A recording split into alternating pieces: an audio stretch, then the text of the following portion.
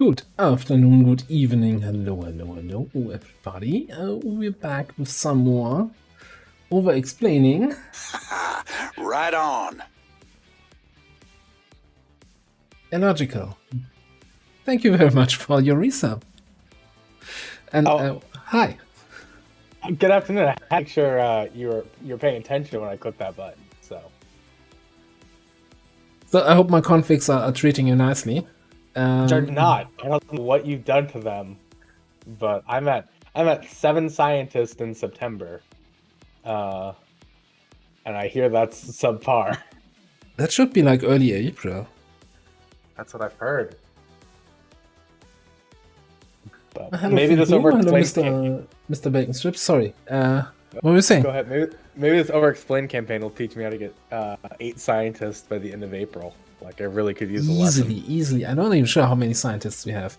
All right, let's go into it. Where am I? Where do I need to click? Here do I need to click. All right. Over-explain campaign. We had 7 scientists, but we're in July. So, you know, better than your Mochim campaign, I guess.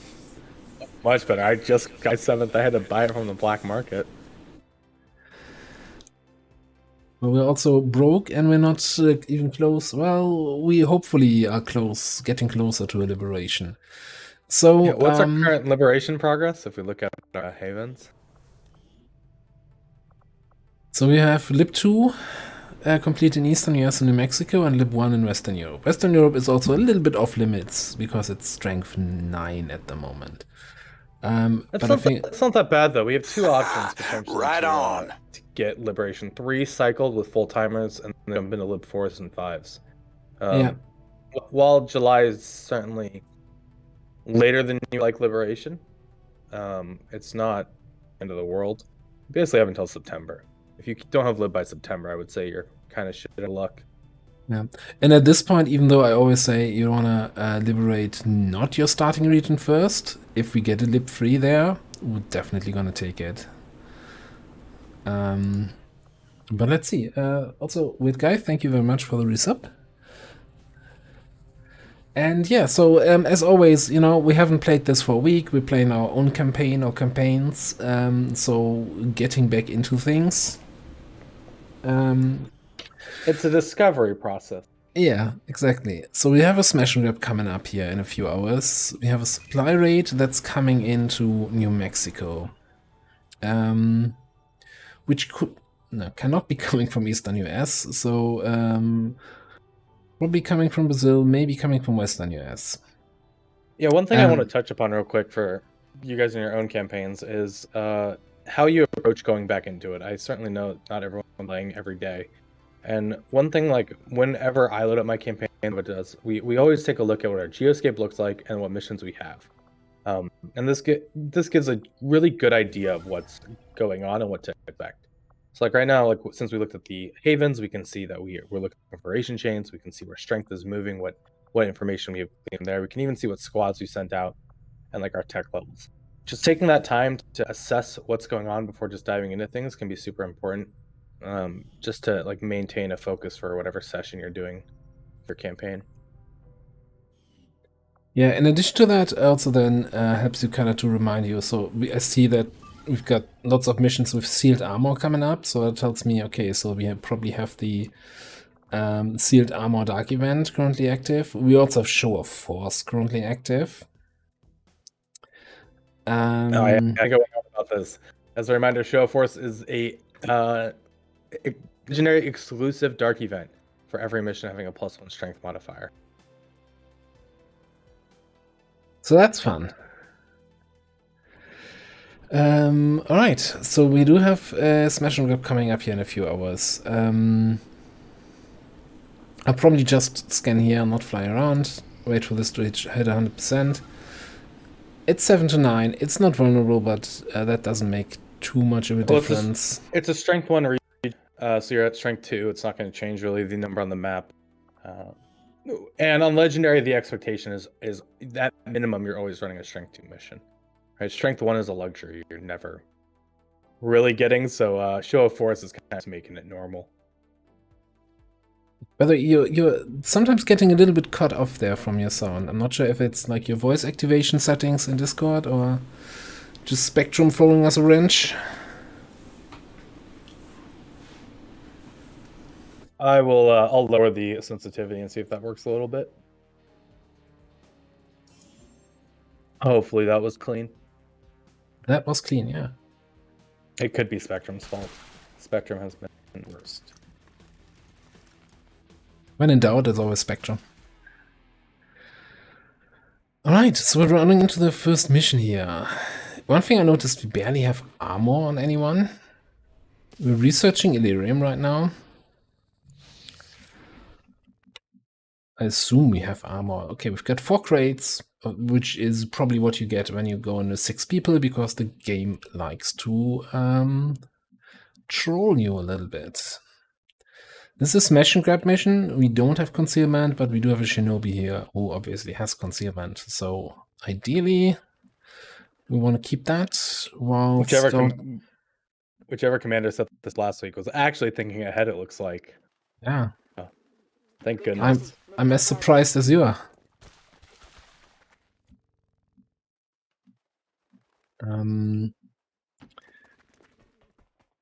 We've got an evac. I saw a brief blip of something here on the left, but don't quite see it. We have the evac behind the facility, so we do have a sharpshooter who, you know, wants to help out, but also needs to keep running. On it. I'll go quickly. Oh, Copyright has a really good mobility. Holy crap. So we've done a few of these so far on this campaign, and as the reminders going in, you know, scout ahead if you have you can stealth. Take advantage of the mobility and the 2 movement if possible in this first turn, like what I was doing. You don't really want to take this engagement next turn, and ideally you'd like to get that force reveal for the action economy bonus. You get the Overwatch, then you get your turn. It does make it quite a bit more challenging on this mission to always guarantee that. So I think it's still important to keep pushing forward first, and then trigger the reveal like in the best terms possible. This made me note Overwatch, but you don't want to yellow alert triggering. That's for sure. Alright, so we've got a group of 3 snakes here, and then a mech and 2 troopers on this side. So already I'm like very concerned of triggering 6 enemies at once. That I kind of want to avoid. So let's kind of make sure that we see all of them. There's one guy here in the shadows that I don't see. Okay, so how far can I go? Okay, so my next blue move brings me in range of the snakes. At least I assume it's the snakes, yeah. You're not an Overwatcher, Copyright. So it's not even a great position to be in. I probably want Masa up here on the rooftop. Like a death from above sniper is so much more worth it than if they're actually on high ground. Solid copy. Especially when you're going up against snakes who have a good dodge, and we should have perception PCSs in our snipers, which are going to negate some dodge bonus the snakes have. I'm trusting you here. Being at a higher elevation. I'm thinking I'll try to stay outside of their vision, and I'm leaning towards the right side to stay really far away from this group for now, at least. Location confirmed. I think dashing up here is still more important than having an Overwatch too far back. Because we're also seeing 2 of these Anajas. Right on.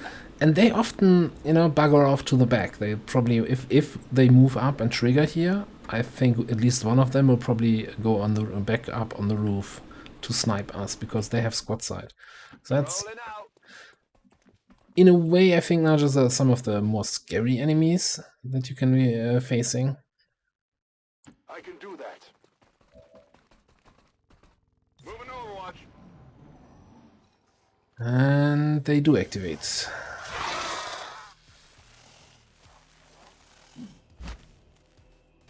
Well, I was not the scary scatter I was afraid of. We did do a strategic layer recap. The brief rundown is we are researching Illyrium right now, so we have mag weapons out. We're in the middle of July. We don't have Liberation 3 yet, so we're looking for Liberation 3 in 2 separate regions. And we're kind of just hoping that we can get it done even in our start region, like by August. Alright, so sniper position turns... Well, the enemy really did a stupid scamper move and is flanked to me, so I think I'll just take the shot, see where it gets us.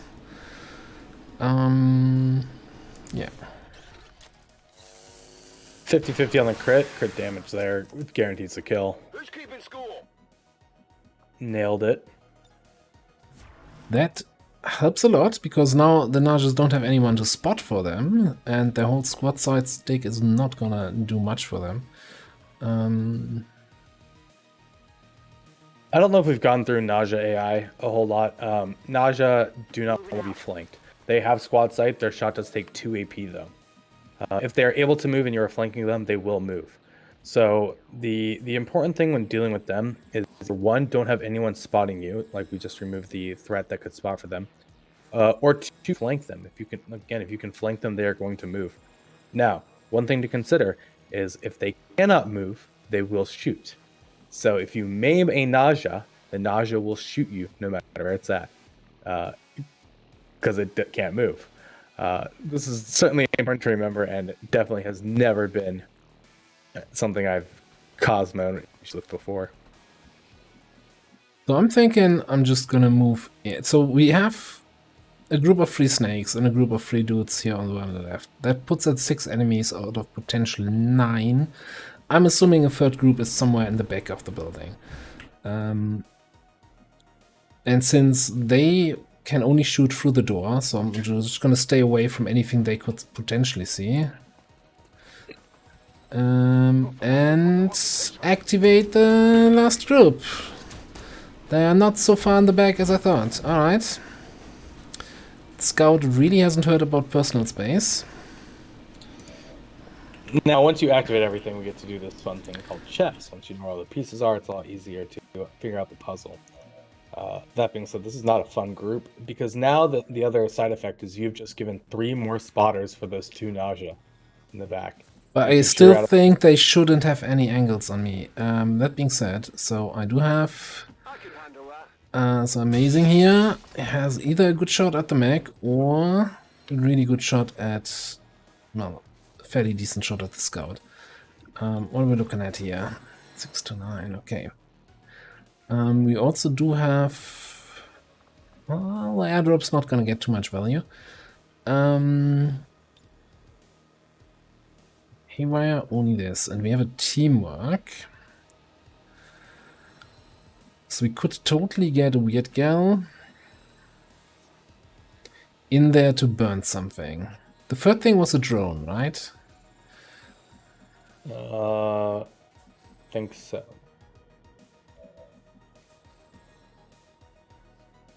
We have a pretty decent shutdown chance with copyright. Copyright would need to move in to get vision of the other archer, but it should have the same hack defense as the archer that you can actually see. If you check the hack score again. Alright, that's a good idea. So the mech has... I don't think it actually showing up here, right? No, like do the control on the specialist and get the initial percentages. I think it was like 85.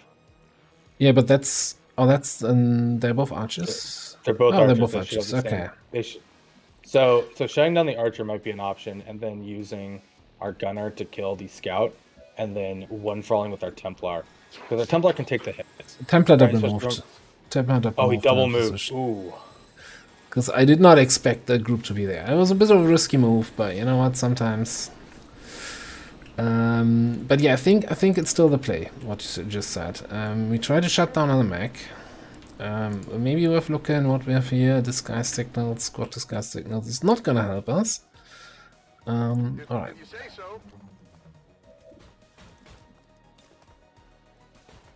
Let's get it.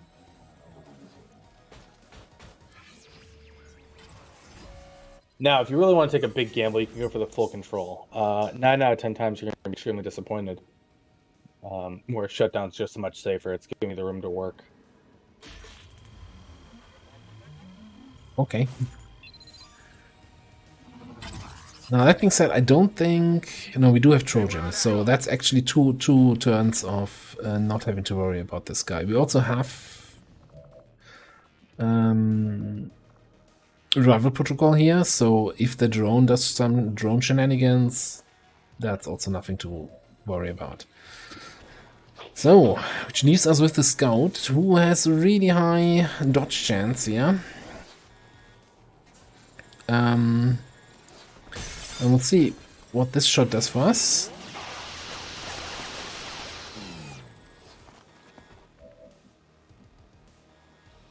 That might just be enough, because now we can definitely get our specialist into a flank. Hopefully, just get that 1 point. Oh, can we not get him in a flank? Back here. I mean, our technical here. Yeah. Our technical, yeah. Technical. We just need the 1 point damage. SMG being the best gun in the game. You get the mobility, and then sometimes you need that 1 point of graze. Hopefully comes through in a clutch right now. Even critting for ground shaking 3 points of damage. Overachiever. I think that's what's called. I want to keep Revival being spooky. better than combat protocol is, in my experience, yes. So revival is a utility, right, and lets you take some more dangerous situations, especially in the early game with drones. You just let them stun you, then revival them off. Panics later on and mind control attempts for disorient and things of that nature from sectoids are relevant throughout the campaign. The real choice on the specialist comes down to Sen versus revival protocol, I find these days. Combat protocol doesn't scale well past the early game, but you have AP rounds in the early game as well to deal with drones, and you have shotguns. So, again, the value of combat protocol has limited value, and as you get better with the game, it has less and less value, where the revival has more and more value as you keep putting yourselves in just better situations to take advantage of it. So, one of the Najas was playing really nicely here and also flanked itself to my sniper. I'll take presence. Good spoiler alert. The mech here is going to be stunned for one more turn, so I don't have to worry about him that. And we've got a snake up on the roof, which we don't need to kill it, we just need to flank it, then it will move here. So, let's get some focus over Templar.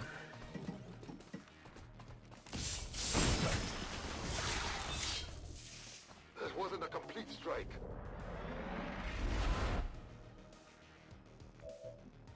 Yeah, 2 points of damage. Okay.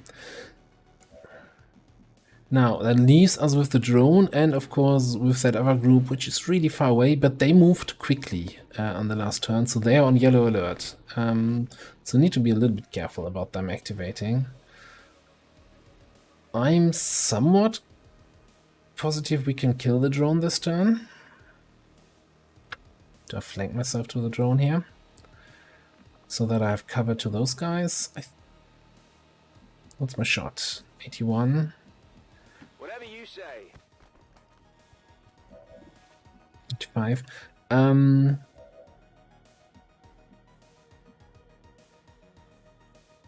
on it. Gonna need a little bit support on that. So why don't we...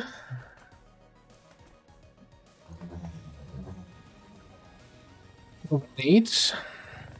Shred some of the drone armor. I love seeing the view of airdrop on this campaign. This is not a perk I'm typically picking up myself as like a go-to perk. So it's nice to see us try something a little different with the initialist and really just getting a lot of value out of it.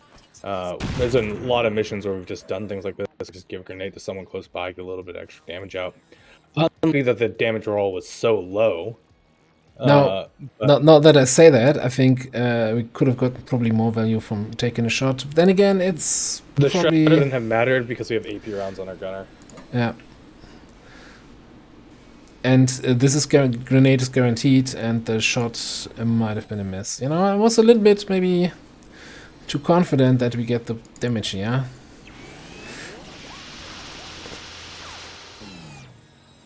The worst case, the drone disorients me, and then I'll just... No, this is a hunter drone. This is up to like 5-6 points of damage.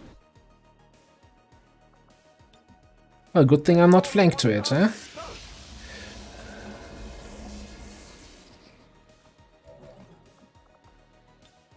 This is a safe position. Good thing indeed. Orders confirmed. On the move. Might be an option next turn to bring in Spooky Boo. That's... On the other hand, being able to pick up that loot on a blue move might also be really nice. You know, Okay. let's keep more options open here. And as predicted, the snake is just gonna move.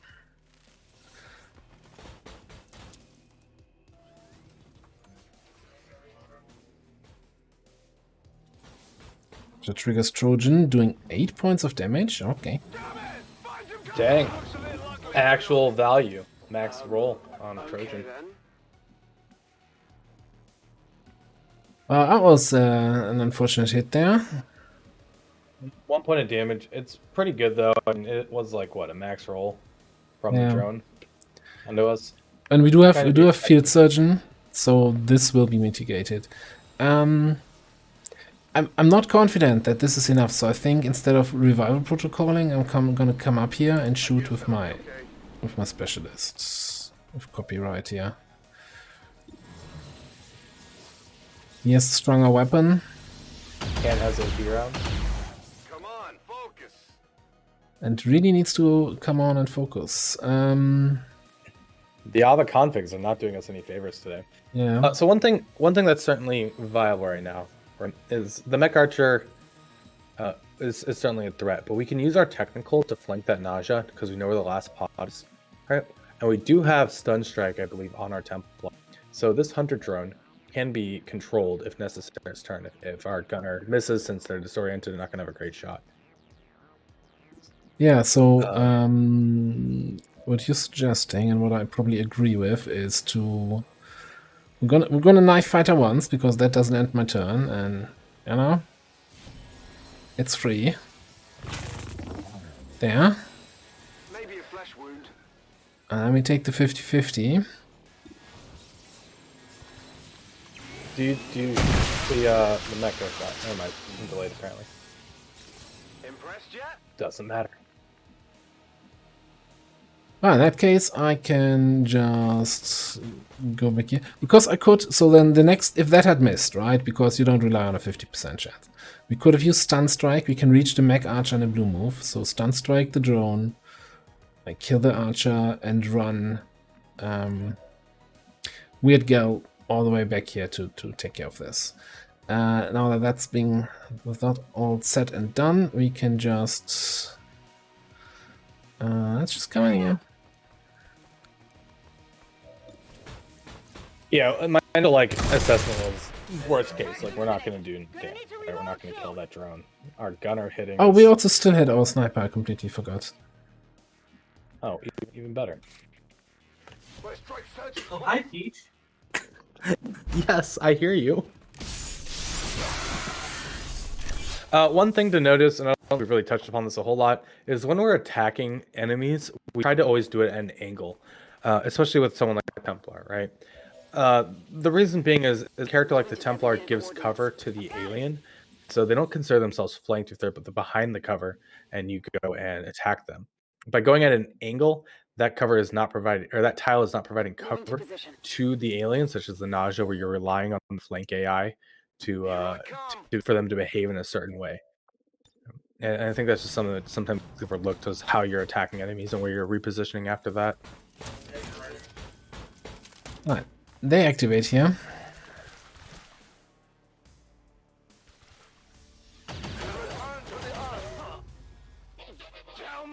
Wow. What? Okay.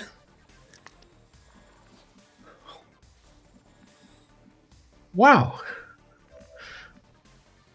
That was an impressive shot. That was a yellow alert through full cover. And grazed for free from a trooper. That does 2 to 4 damage. Yeah. On standard HP. That's like, what, a 10% chance of not bleeding out right there? Yeah, we were exactly on. It exactly put us on 10% on 0 HP, right? Yeah. That's rough. That's rough. I don't like to see that. We should recruit that Advent. We should. Can that guy become a Haven advisor? I'm just surprised, you know, since it was a grazed shot, but their base damage is 2 to 4. How did that still do 3 points of damage on a graze? Like, do they have center mass? oh yeah, they do have center mass. So do they? Yeah. Do they 2 to 5? Okay, yeah, right.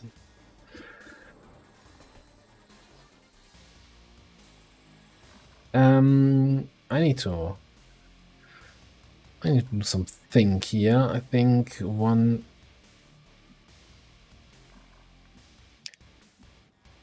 Yeah, we do have fire in the hole. It's very possible you move up rocket. Yeah, even the teamwork rocket. Yeah, teamwork move up rocket, which might kill some loot, but I don't think that's our biggest concern at this point. What a start of the evening here. These a la configs are working the other way right now. Didn't even destroy the cover they're hiding behind. Okay. But that definitely kills the... That was our gunner. I want to say that was a sergeant gunner. I think it was corporal. I saw that correctly. That wasn't Paula, was it? I hope not. Alright, let's invert.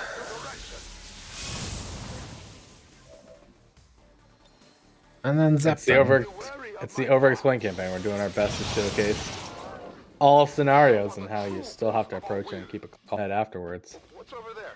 That is the map. We can confirm that. We know this was a 7 to 9. That was 9 enemies. We're going to end up with an instant rotation at the end. We do still need to get the crates, and we need to carry out that body because the body does have at least a laser cannon. Well, we do have advanced mag out. There's still a time where the laser cannon might be valuable, especially on if we need to do like haven defenses or anything of that nature. Yeah, but I think we supplies. So we have 2 crates over on that side. What's your mobility? 12. I think Weird Gal is then the one going in there, and Spooky Boo. Yeah, it's the other one. Stepping off. Spotted. Oh, that's the question. All right. Wait, is in there. Running. It's for you, and I guess Blue does the carrying. Templar carrying instead of being carried. And you get that last crate over on this side. This was disguised signal, so nothing to worry about with the hack. Okay, I'll go.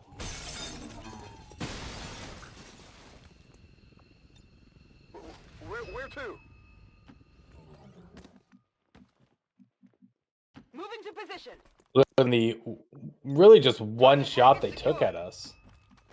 That went very well for aggroing 6 at once in one turn. It's not It's, explosive or anything, right?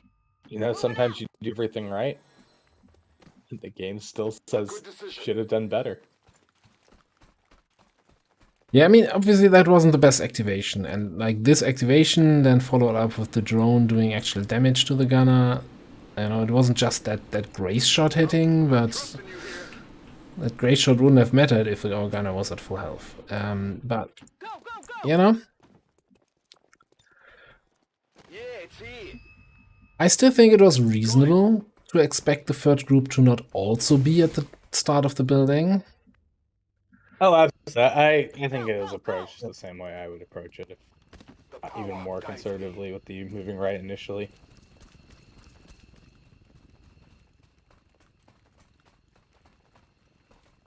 Yeah, on the whole subject of how you deal with the losses and push on, I've certainly gate crashed a lot in my day. There are some campaigns, like my current one, where the losses suck, but you're just like, well, this isn't a full loss, and others where it's like, look, is this worth recovering from? And this is one of these losses that sucks, but it's not that big of a deal in the grand scheme of things. Sadly, not even sadly, just XCOM's a game about cartelling expectations in a way, and having curveballs and bumps along the road and then pushing through them, which oftentimes makes the victories and wins even better. Yeah, and I think it also, gets you back on the ground floor, as in, hey, this is you're not just bullying Advent. They can, like, one lapse of judgment or anything, and you're carrying someone out. You know that dark event you got back in April, Center Mass? Let me tell you about a graves with Center Mass. In the shadows, plotting to destroy all we have built, to return us to.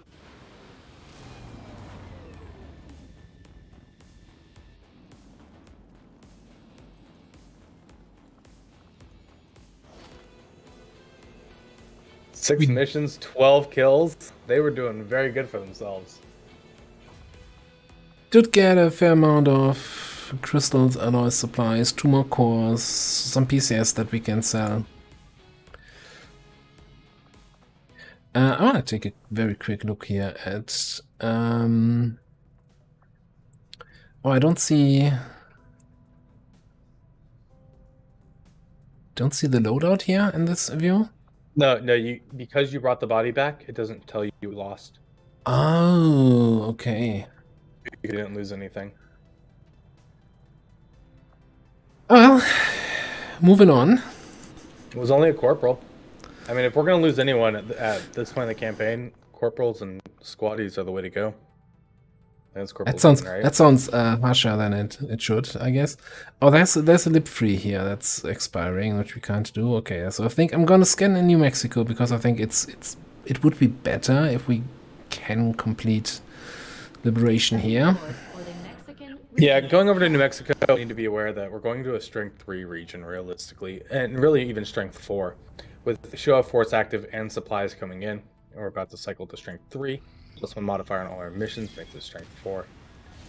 And that also immediately triggers a retaliation. Now, we do have an assault here with a very basic loadout. Okay. Wait, hold on. Is that a nanoscale and not a ablative?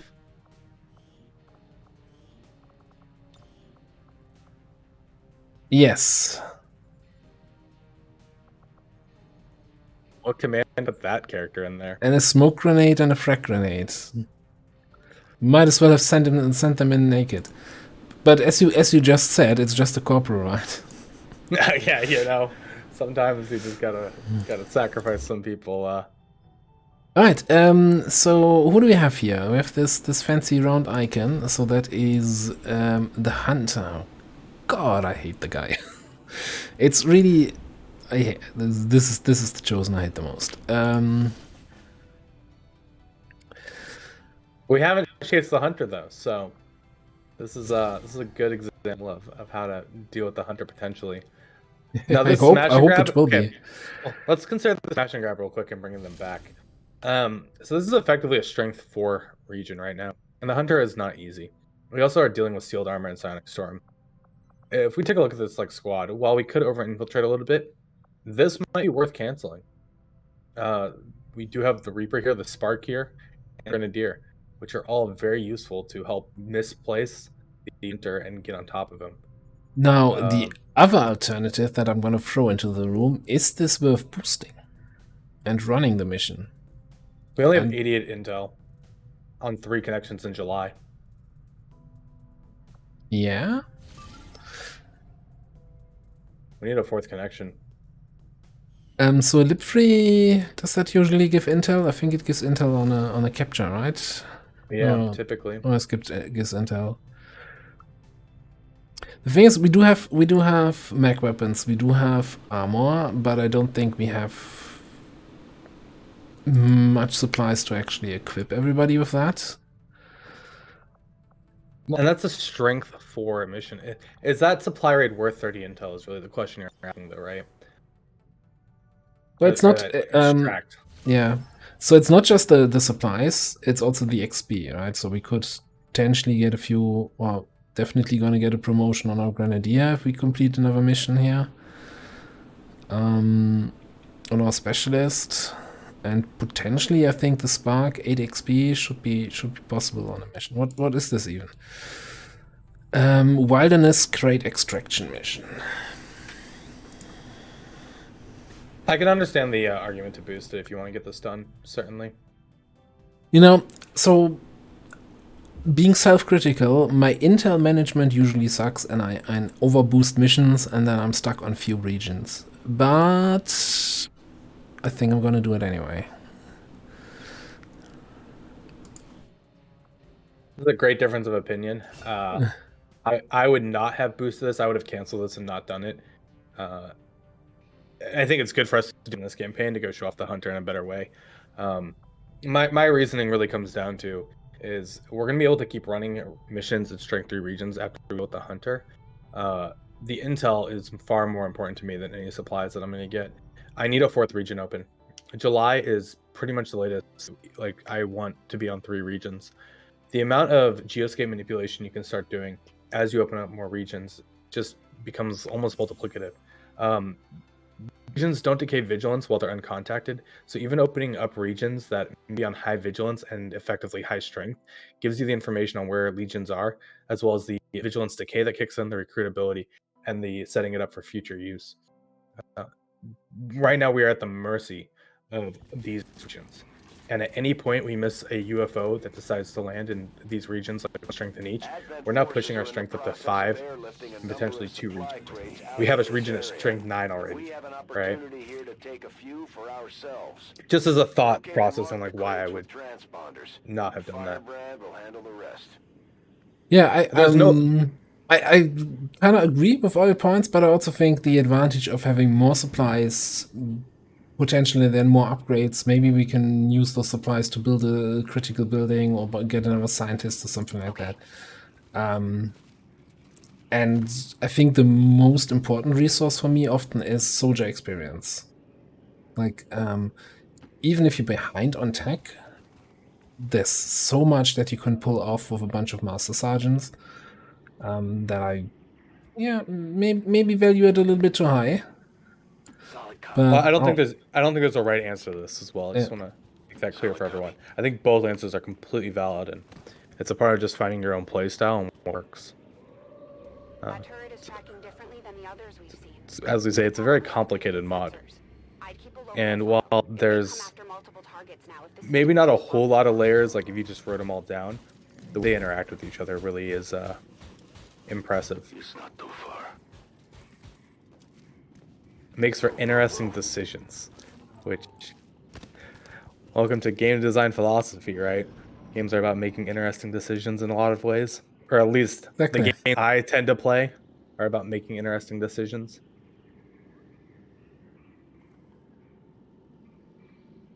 Yeah. I was going to say, not all games are about this. Some games are just about, pressing the right button in the right situation. Yeah. Reacting to what's happening on screen.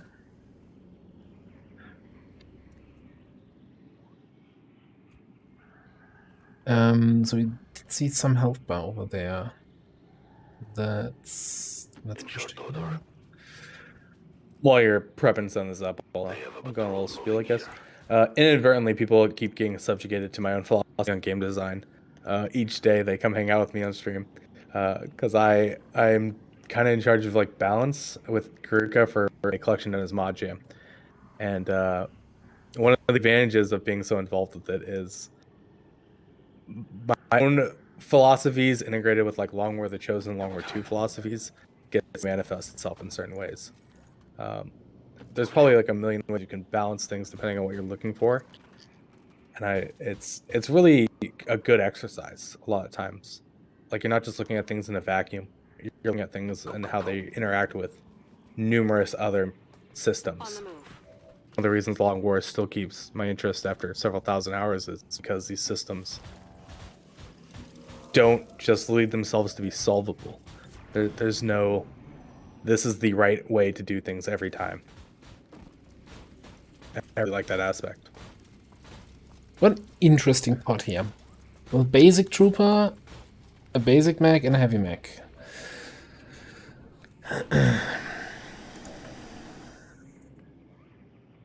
With enough needle grenades, all problems are solvable. Get that on our last gunner's tombstone, I think. Yeah, I don't think his problems were solved. So we have a low-ranking specialist here, so no Trojan yet to shut something down. Have we talked about a heavy mech at all yet? I'm not sure. So, like, I guess one major difference between the heavy and the regular mech is that the heavy mech will overwatch as long as it has something in vision when you activate them, so it will not move. So any sort of overwatch trap you try to do with them, they're like, nah mate, I'm good. I am on the move. They also have a higher base damage, higher armor, more HP, and are quite aggressive. Moving on target location. Mechs in general are rather aggressive, Moving to but Overwatch. the super heavy mech is probably the scariest mech you're going to run into. Archers are going to shoot a grenade at you. It's going to do a bit of tickle damage. You know, it might do some HP damage, but you're not like, oh, that archer's going to squad wipe me. Super heavy mechs, on the other hand, because of their high HP pool, because of their high damage, and because of their aggressiveness, will go for kills. They will run, flank a unit, and flip. And you are like, oh. Yeah, so Okay, what's then. really scary is they do 5 to 10 damage, non-crit. That's outside of the spark, like on a high think roll, it's- that kills can you- everybody here. Can you F1 that? I think they have crit of 4 or crit of 5 as well. I don't know if you have a targetable at all. They have a crit of 4. So this is a character doing 14 damage to you on crit. This kills almost everyone most of your campaign in one shot.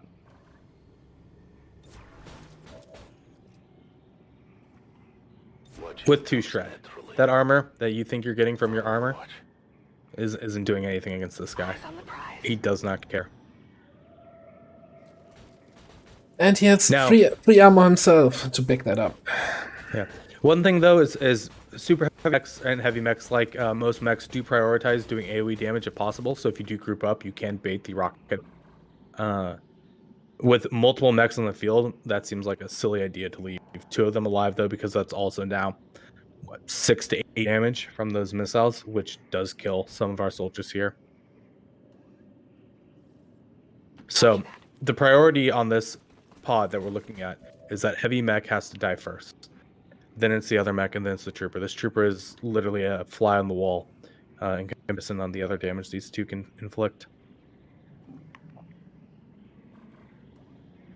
Now, I'm kind of looking a little bit here. We do have trench gun, and if we actually couldn't get a trench gun ambush on this group, this would be worth a lot.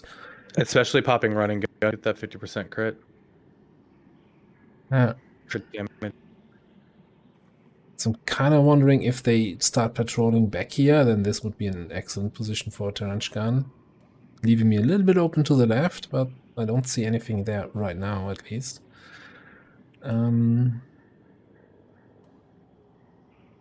Copy that.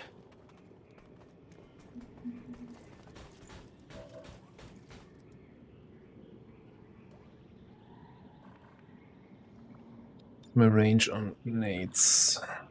Not great, you know what? You come over here. I want you in a position where you can shoot everything. I hope that that current position works. Well, maybe we go there.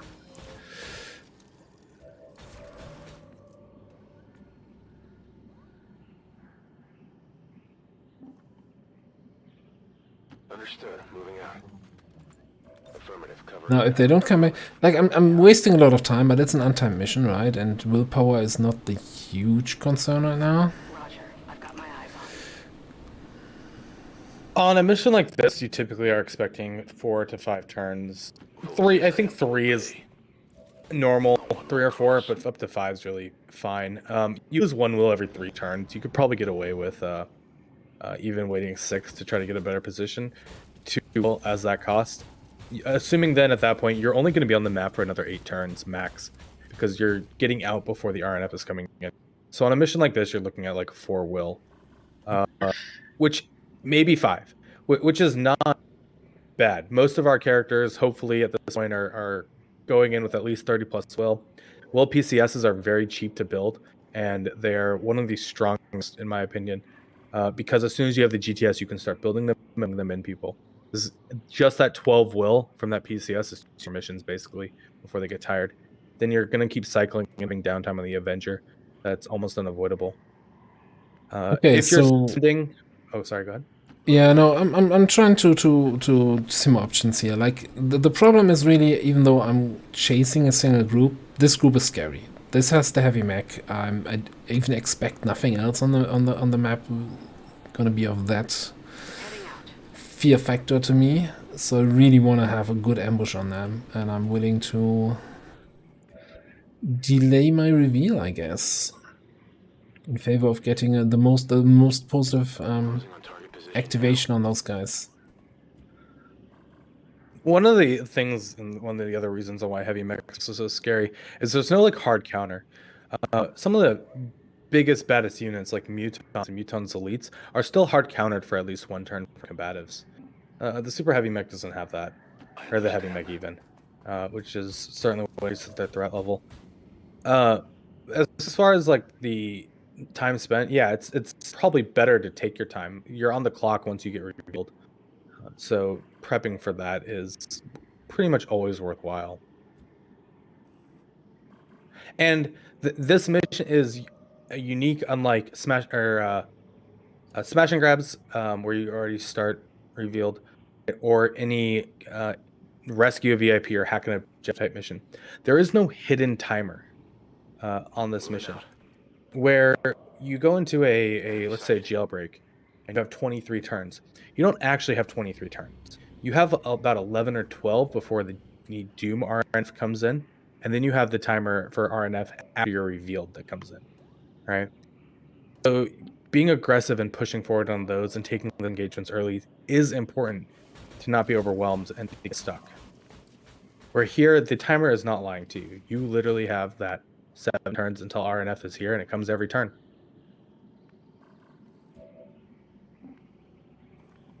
Let's not do that waypoint. Let's do it this way. So I'm very concerned now with the drone reveal there, but all good, all good. We're still in a aggressively but safe position there with the with our assault. Well, it's not that the game lies to you in those other situations like the jailbreak. It's when that timer gives up and you look behind is captured, right? It's the game doesn't tell you that, oh, we're aware you're coming and there's going to be RNF.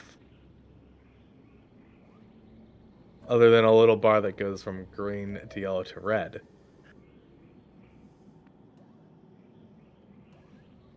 They really like to play with me here at this point. I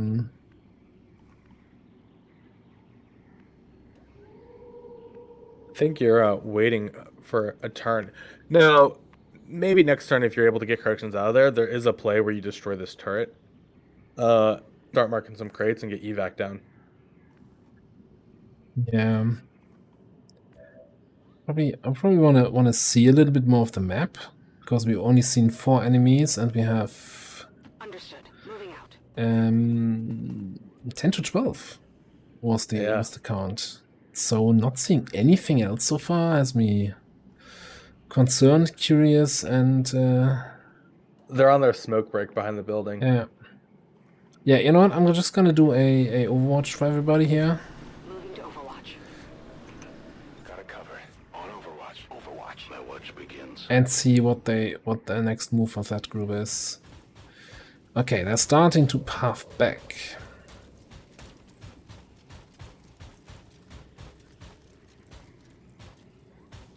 not exactly 100% the same way. The drone is also moving back there. Still keeping corrections in detection range.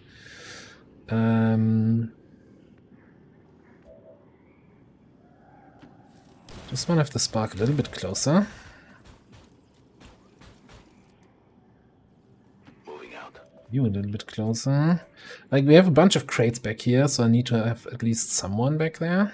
Affirmative. Moving out. But the rest of the group can move in on that group. I'll watch closely. I'm on it. I'm on it. Alright.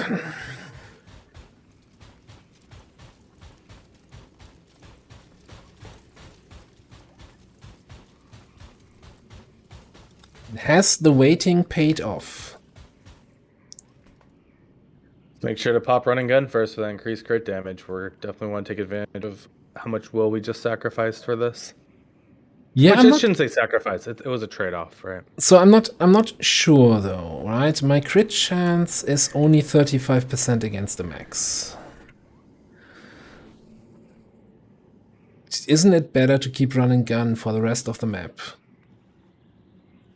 Because we don't have extra conditioning yet, so we do have the long standard cooldown, and we just rely on, hey, this shot will kill the trooper even if it doesn't crit, and it probably won't crit any of the other guys anyway because of the 35% only.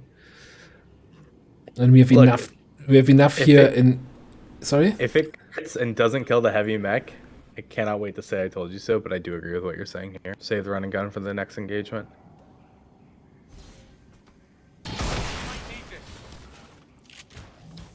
Well, you know what? We crit the regular mech, and it killed him. And did 3. We min-rolled the heavy mech. But yeah. Alright, so you have the heavy mech in range. Fantastic. I think should have done this probably first. Focus fire on this guy.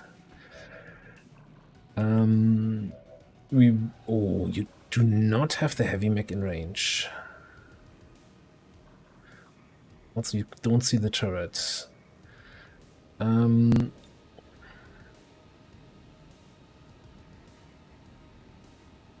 our grenade cannot hit both of them. Okay, right. How are you looking? You have...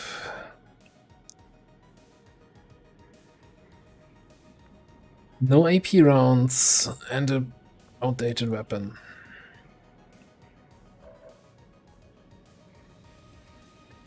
Alright, I think it's gotta be overdrive. Yeah, move, shoot twice. Yeah, move a tile to the side and shoot the mech twice, yeah. Single time move does not activate Overwatch.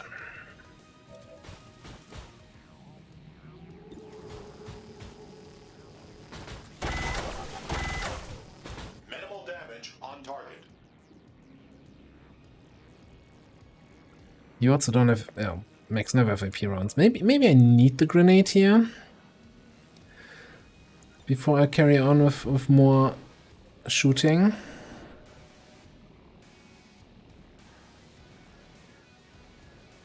So, Let's say, yeah, I probably need the grenade here. It's the one grenade in the campaign where I say, hey, this grenade would have been better with heat wilds.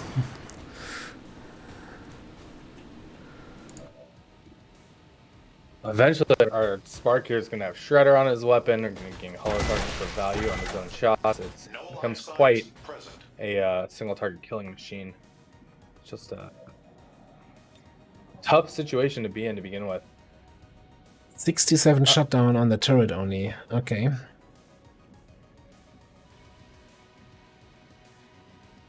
And you already moved Bauchika, didn't you? Okay. Yeah.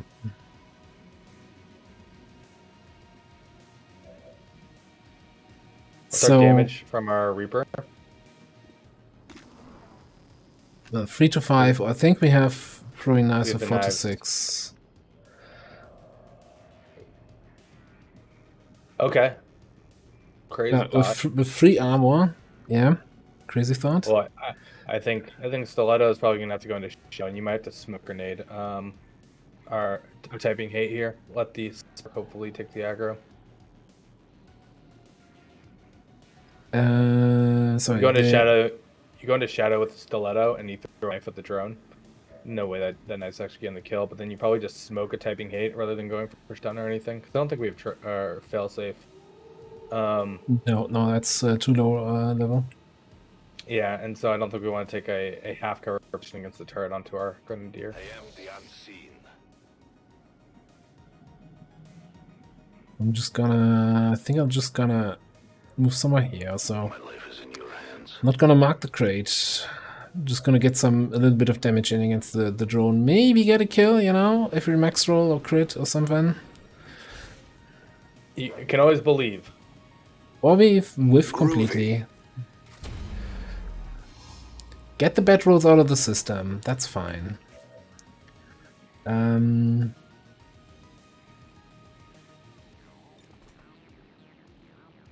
I think we just ate protocol.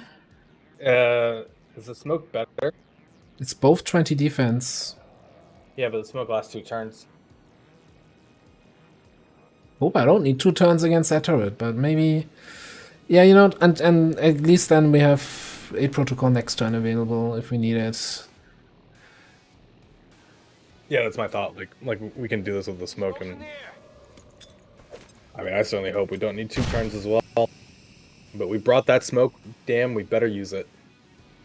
Right, now I don't want Comotix to be revealed by the drone coming forward, so I need to move you a little bit. Closing on target position now. A little bit out of the way. Squad here. Ooh, holy shit. Triple priest pots? There. Psionic Storm. Yeah. Orders confirmed. On the move. This is looking more and more like we need evac down next turn, and we need to be holing up a little bit.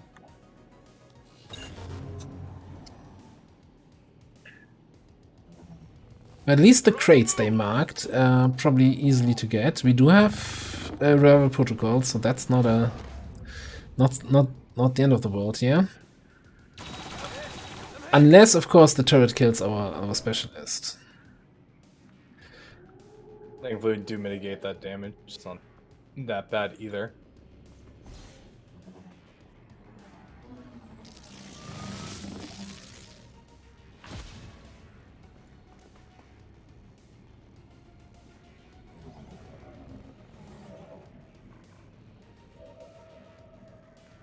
I think I'll throw the evac like semi-aggressively.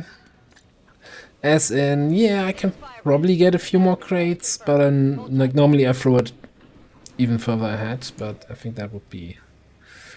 Yeah. Right now I think we're considering that 6 to 8 crate option. The 12 crates is great and all, but this is scary. This is a scary position to be in. 3 priest is quite scary. I mean, they don't affect the deck at all, other than stasis.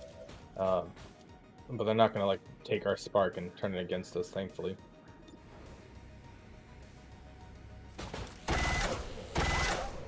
Armor deflection observed. I really wish we had Shredder on our spark right now. Yeah. We do have Blood Trail, right? So I could just bring the Reaper back to a position where he can see the turret and then just get it. Yep, we should have Silent Killer as well.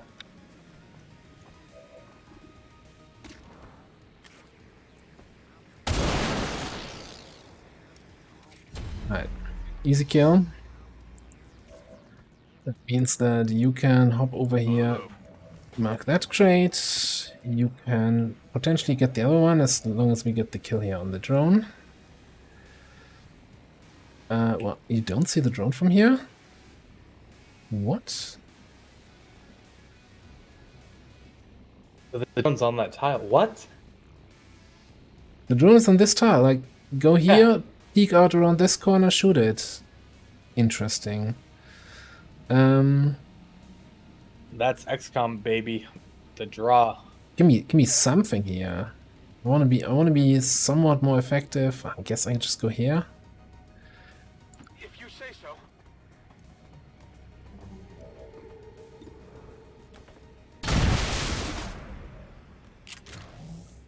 Check it before you get too close.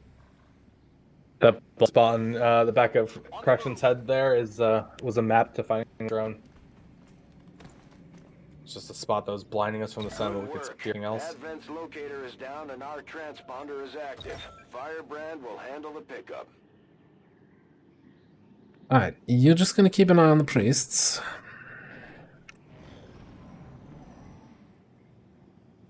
Firebrand is on deck for recovery. Keep marking those crates, Menace 1-5.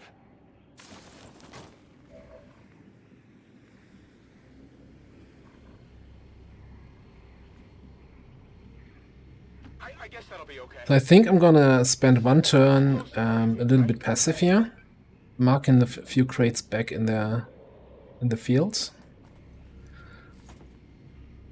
This one we mark at start of next turn before we start moving again.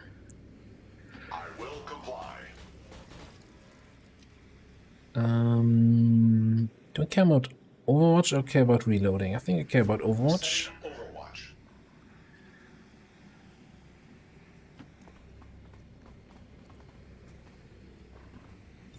Wait for my shadow cooldown, drop that crate in the back. Means we now have 4 crates marked, so the mission will count as a success.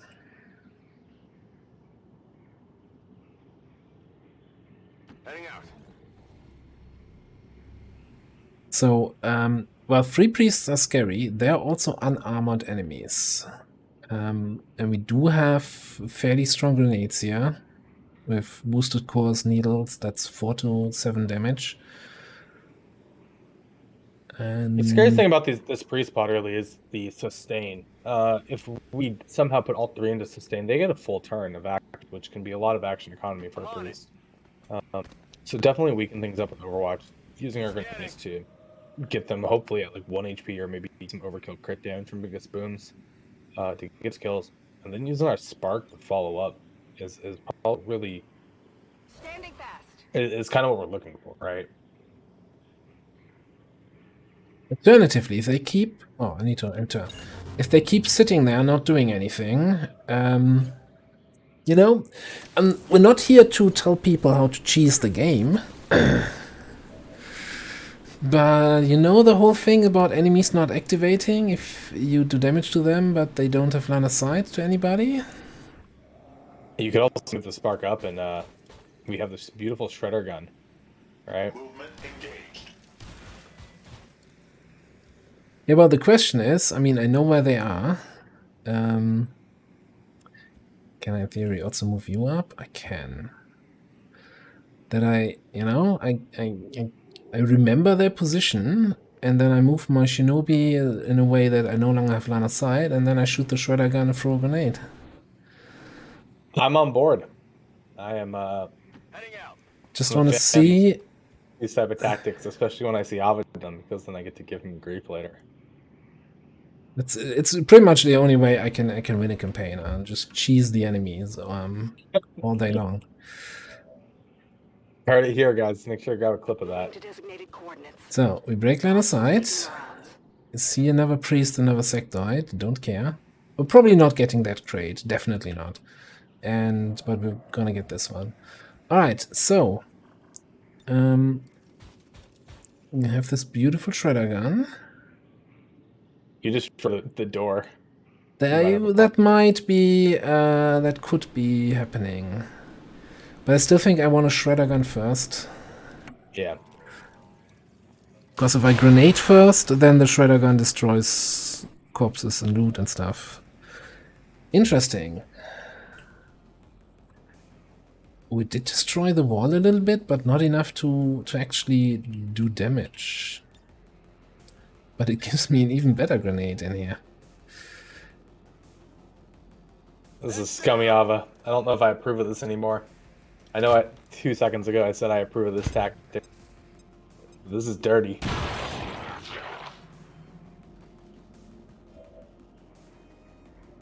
Alright, and now, you know, let's Moving to designated scum back out here and see what the situation is looking like. Okay, I was a third priest, but I don't know what happened to him. It's tragic. These advent facilities are just not built to scratch. People just get to work accidents with nobody seeing what happened. I think The Simpsons had a episode of this like years ago about black holes showing up randomly, like microcosms of black holes and things falling through them and hurting people. Well, I mean, at the end of the day, it must have been the wind that hurt them there. That's like a black hole opened up and a grenade fell through on accident. No idea where that came from.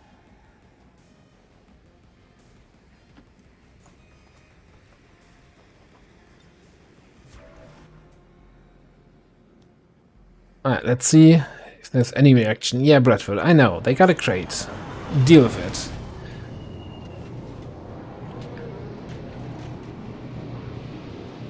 Advent just airlifted out their first crate. We're gonna have to move fast if we want to get the rest. Sector's like, yeah, I got this, don't worry. You're now a group of 2 priests and a zombie.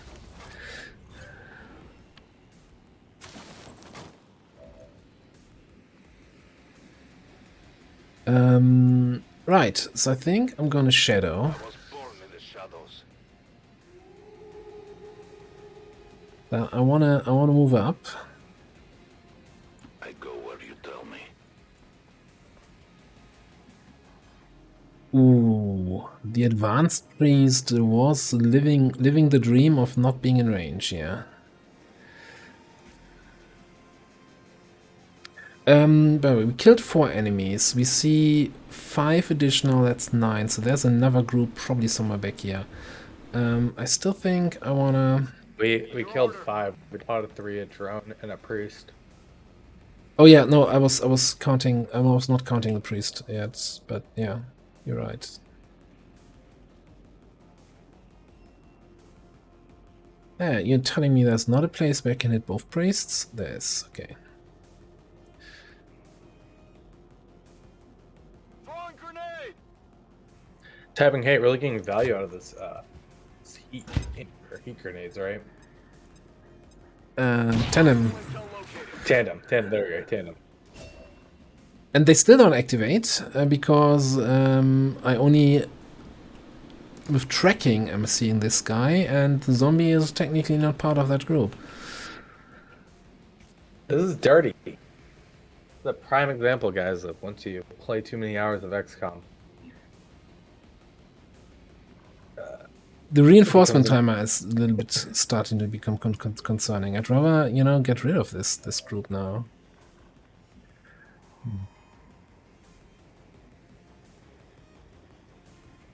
Imagine trying to have to balance a game around Lava. Can do... Alright, yeah, let's do this. Let's move you here.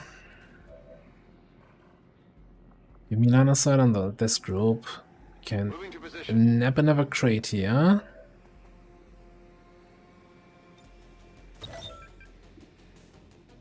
And probably get rid of the zombie. Not even close. Nope. Maybe not.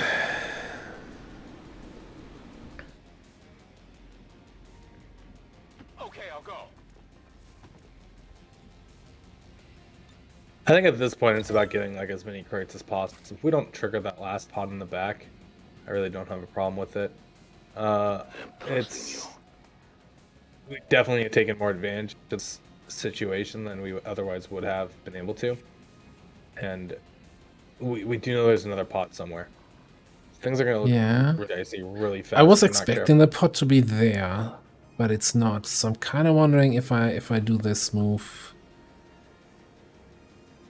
It looks safe enough for now. Yeah. Getting these crates is important. Like the whole gamble while we're doing. Well, I decided to do this mission. On Overwatch. Right. Yeah. Let's get a reload in here. Overwatch. And end the turn. Alright, sectoid, other priest are activating. Enemy unit destroyed. Wonderful.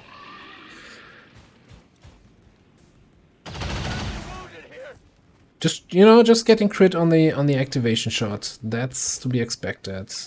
That seems to be the name of today, or the theme of today is, right? Yellow alert is the most dangerous aspect of any mission. Yeah.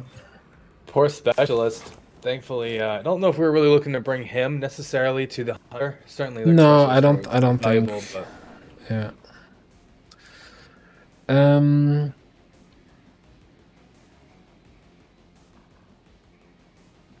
Man, I really wish I knew where that last group is. same. Can't even tile scan for it, huh?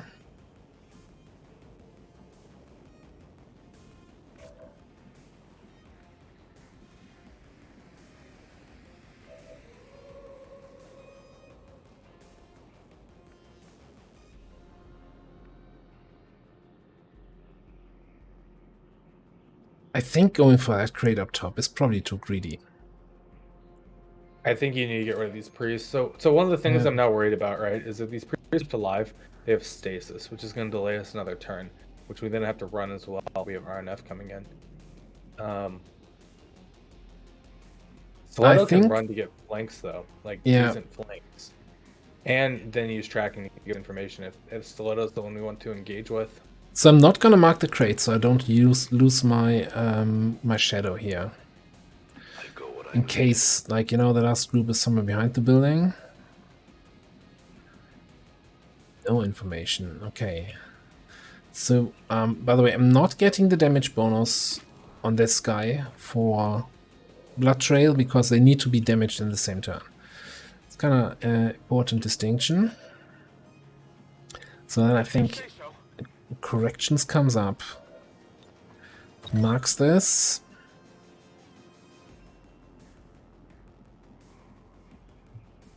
Man, kind of wish you had slug shot right now. You what? Care of those aim penalties that are going to come from the range. I think Bauchika could come over here. I'm on it.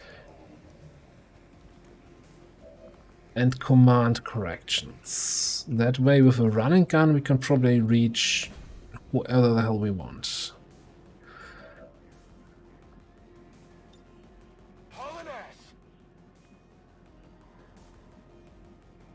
And that 10 to 12 does not account for the turret. The turret probably is because it is at 10, but there should be 2 more. I guess 11 would be this case. There could be a drone, though, in the very front that we never saw. Did not get the crit at 71%, and Priest just gets stasis. Alright. That's very unfortunate. Is there a position you move your spark up to that gets a foot of the other one, so you can at least maybe take 2 shots there? No. I can't get it. But I think I can just throw a grenade at this guy. Probably even just from where I am. I have tandem, I don't have to center it on him. And then with the Reaper, now I get blood trail on the guy in the back. I have 100% shot. Okay.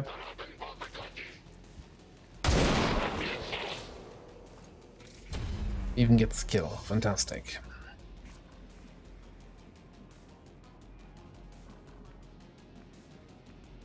I want to get that loot, but I think I want to...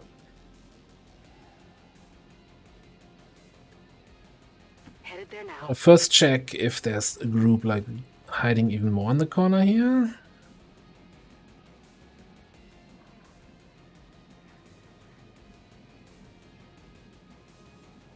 I don't know where to move. Okay, so you need to move as close as possible to the priest to get a good Overwatch shot next turn. Like, he will come out of stasis, run, and I'm really scared of him just blowing, killing another soldier. Movement request confirmed. So let's hope the last group doesn't show up. Set Overwatch priority.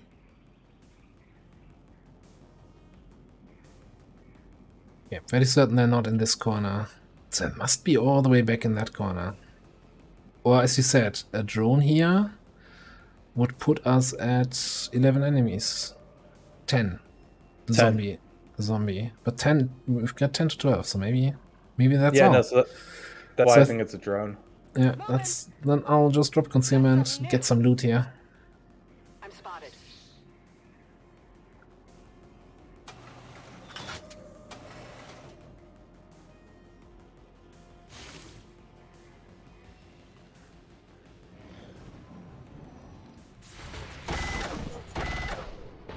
So the turret does not count to the 10 to 12, but it also is not counted by the mod that we have that counts the enemies. There is a config option, because Rusty Dios is such a gem, to have it count turrets separately. This is just a matter of you going in and setting it up, I believe. It might even have MCM support now.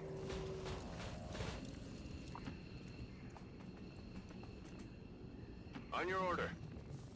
But Rusty has been an absolute treasure with mod teammates having a lot of compatibility options and you being able to go config things. One thing I certainly noticed that's different, like on my UI from what Ava's using, is notice Ava has a will percentage. I've removed this on mine. This is because of Rusty's own configs for CI, and instead I replaced mine with, I believe, Dutch. This might sting a little. Hint, hint, you can do that too. But I don't know if you use this mod in your normal campaigns, do you? No, I'm using the old one. Yeah. Location confirmed. The additional icons, I think it's called. Long-range movement. Moving to position. I'm trusting you here. I'm on it. So we got 10 crates out of it, and a nasty wound on our specialist. I'm gone. Yellow alert, doing its work again. Yeah. Firebrand is returning to base. Well, and the turret hit him at the start. Yeah, but that was one point. We mitigated it. It was yellow alert that did it. It was a drone. Advent officials revealed today's maneuver by local peacekeepers was a planned exercise. Citizens should not be alarmed. All weapon fire and wounds were simulated to better train. Nothing boosts morale like a few dead aliens. We got more than our share today. 30 days wounded. So I think this was going to be a completely... Are we going to completely go top row here with this guy? I think so. We did go with Trojan. But as we're progressing in this campaign, right, the Trojan value on this drones, while it's still good, may not be as much as like the medical protocol and healing that we are potentially looking to have. Especially as missions like CAD approach. When I think about like CAD, I'm gonna take a wound, right? And it's a matter of keeping that soldier fighting, and so I'm not just always dodging the fact that they might be dead after the next hit. There is the Shredder on our Spark, and I think that's gonna be really helpful against the Hunter. Yeah, willpower was a little bit rough on some of the guys, but you know what? 70 supplies, 16 allies, 14 crystals. We need laser sight. That's a big pickup for our assaults. Can you farm experience from reinforcements in place of the drone? Yes, you could have. We could have farmed one experience, 1 kill XP off the armor there. It's typically not worth it though. Especially so remember, we are at heavy mech territory. Heavy mechs will drop down and go into Overwatch from an RNF. And if you don't have like a way to have multi-actions or to clear that responsibly, right, that could delay you longer or apply a wound when you're trying to get people out. So before I head into the to that mission there, I wanna get a little bit of money here to make sure we can equip our squad as good as possible. Like the Hunter as a Chosen is kind of scary because he can he has full map vision and squad sight, so he can shoot whatever he sees on the map. And on top of that, he has insane mobility and can grapple like 2 screens away. So if he wants to flank somebody, he will just flank somebody. Unless you have four-sided cover, you cannot avoid getting flanked by the hunter.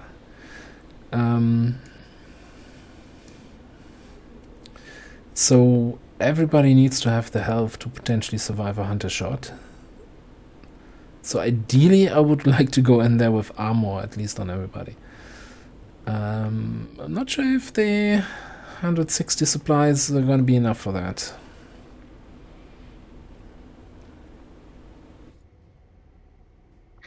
We're gonna find out. We do have quite a few mag weapons, I believe, already out on the field. So just out of interest, 200 for the next scientist. I'll never understand how these prices are calculated. All right, let's head in there. Do we have a? Okay, I'm just gonna. Do we pull back what square? Probably pull everyone to make them available. Yeah, it's the only Heaven Advisor we have somewhere. By the time you beat the hunter, you should have your spider suits available for the people who you're going to want the grappling hooks on.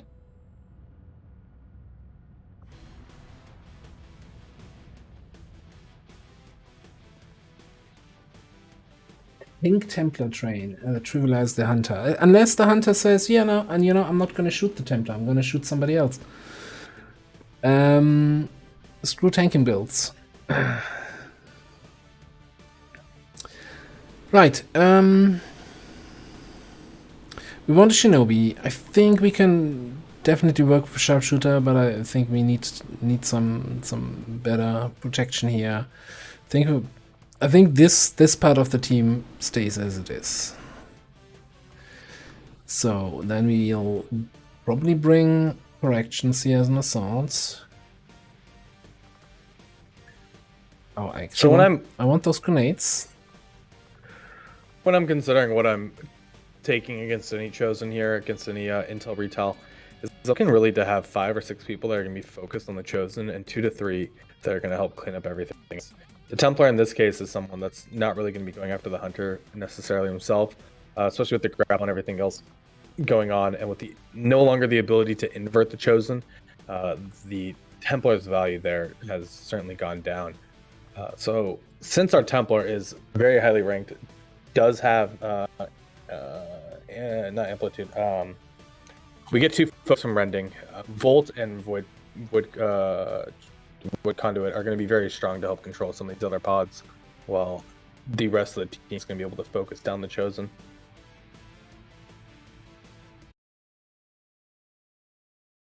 Sorry. What is that? What did I just do? I don't know. All right. I'm just trying to see who else I want to bring. So we do have a both barrels ranger, and both barrels is kind of the highest single damage attack you can do against anyone. Problem is getting in there against the hunter is going to be a little bit tricky. I also I think I need to bring an assault just for the lightning reflexes, because the hunter goes into Overwatch after every shot. I'm wondering if it's worth bringing the Reaper and upgrading his weapon, especially with Blood Trail. And I think the Hunters, because it's our second chosen, his weakness is Reapers. So who would we leave out then?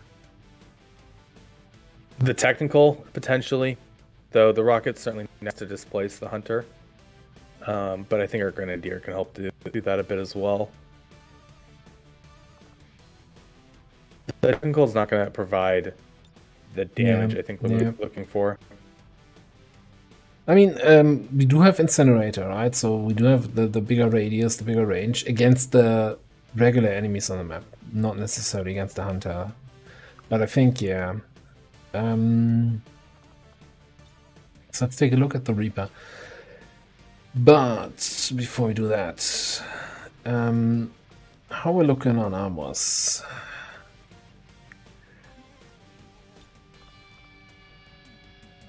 Okay, it's like, well, we don't have any armors. Okay, no, we have 5 available. Definitely here. let's... You know what, I think I'm gonna do the unequipped barracks. Bold decision, Con. Okay. Maybe not. Oh, you know what? 5 armors. We have 5 people who take an armor, so we don't even have to build an extra one.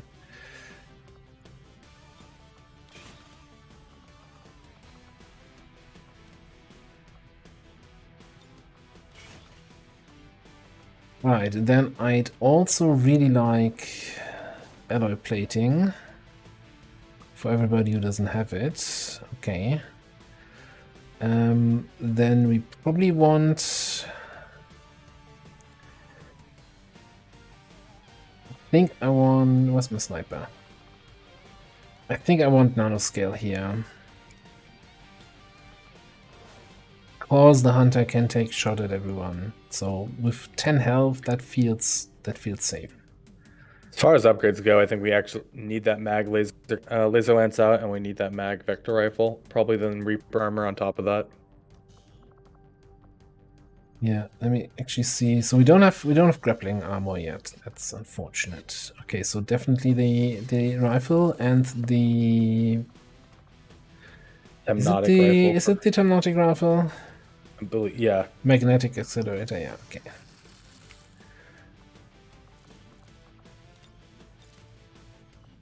Strip your upgrades, get that rifle. Strip your upgrades. Get that rifle. Alright. Money says we have around 80 supplies left. Maybe an upgraded grenade launcher for that little bit of extra range. Maybe the spark armor. Maybe the Reaper armor. For this campaign, Rune, we are not actually using mod gem. That is the other campaign Ava is running. You can find the current mods that we have in the Long War the Chosen Basics mod list I have. It's pretty much the minimum quality of life that we both use in any campaign. Yeah, sorry, I didn't. I don't upgrade the channel commands for this specific stream. I do delete or change all the channel rewards. Point rewards things, but not the commands. Let's grab an autoloader and grab a, I don't even know. Sure, we have a spare stock. You know, probably not steadying weapon all that much with a Reaper.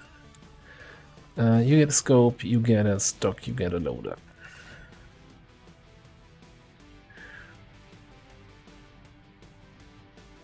Now, one thing we could consider on our Reaper is actually giving 80 rounds to Stiletto over grenade. I don't see us throwing a grenade with our Reaper, like, ever. If we want to keep the mobility, sure, we can keep the other slot open. But nanoscale probably works well in this position as well. Yeah, and I think going to 12 is still, above the nice breakpoint.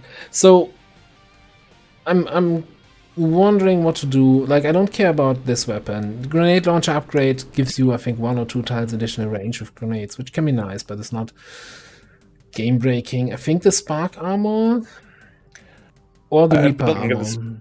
I don't know if we can get the spark armor yet. Can we? Oh, we don't have heavy armor. Yeah. So I guess it's the Reaper armor. Yeah. You know, in that case, since we have some money left, let's get the grenade launcher.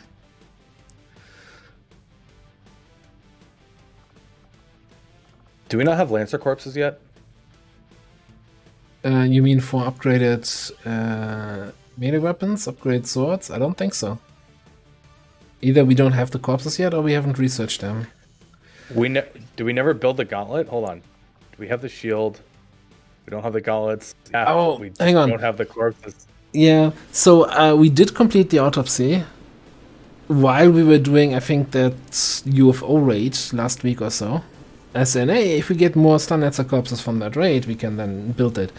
And we never got an additional Stunlancer corpse. So yeah. That so sucks. I think this is the grenade launcher here, our mag rifle. Our grenadier is not going to be shooting very much. They're 4 grenades they're going to be using, and this mission may take 5 or 6 seconds, but definitely I think the grenade launcher gives the value there. Put in theory, if we really want to min-max things, do we not have a mag rifle remaining? No. Okay, never mind.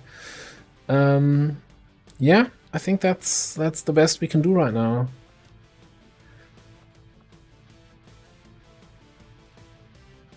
We do have the upgrade shields. We could get an upgraded arc thrower, but I feel like that half turn additional stun is often not worth it. Hang on, let me just check quickly. Why don't you take that elite laser sight that we just got? The value. Beautiful. Let's kill the hunter. Do you know from the top of your head what our force level is? What level the chosen will be? It's probably going to be a tier 2 chosen, right? I think so.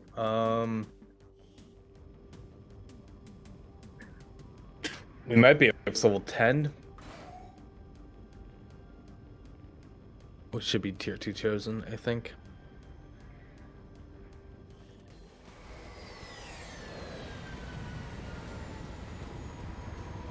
And Long with the Chosen is a lot of fun, especially if you're coming from like CI or vanilla. It's a different learning experience for sure. A lot of complexity, because it's not just mission after mission, but it's a real challenge and really enjoyable one. It has high replayability. Right, so the Resistance decided to hide the data tab out in the open here, so that's smart. Nobody would ever look there. This is actually beneficial for us because we do get to start on some higher ground.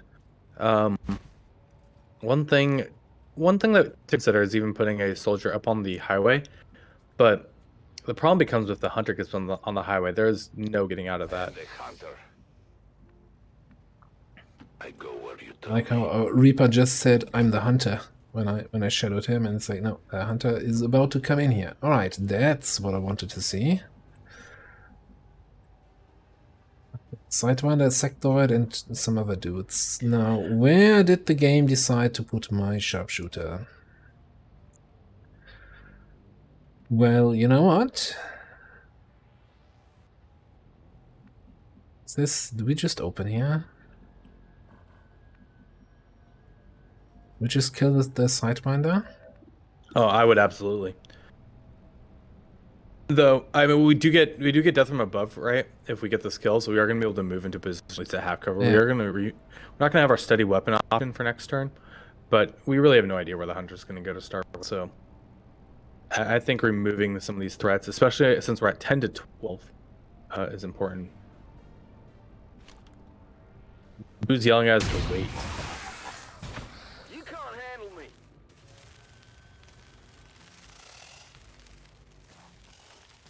Use the second that's one what first? Oh, okay. Yeah, that's why I said blue. That's why I said the basics, not the mod jam. Wow, moving to position. I will time you out.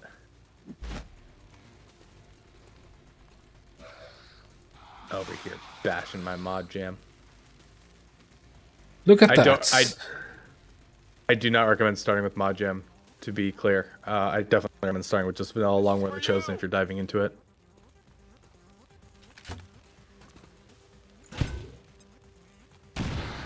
Welcome to Biggest Booms Grenades.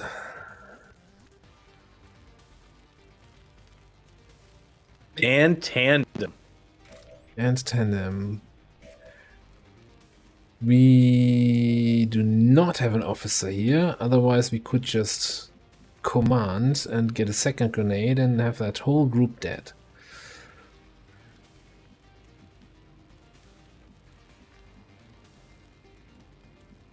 Who's your teamwork with on the Templar? Your bondmate is here. Spooky. So I could start... I could move down here. No, you don't see that? What? I could move down somewhere here. Down there. Yeah, I wonder if it's worth trying to go get that 2 focus right now with the Templar. And then we do have Silent Killer with Stiletto. So Stiletto can finish off at least hopefully Just the hope Viper. I can make it there. Let's try it. I mean, not having the teamwork for the hunter might be a problem. these characters are people that are going after the hunter, right? Right. The Templar standing out in the open. I think getting this focus is probably more important, right? A focus strike of power. And perfect. Look up Blue Magier, our Templar Go. Our non-tank, Volt-focused, Tier 1 Gauntlet Templar.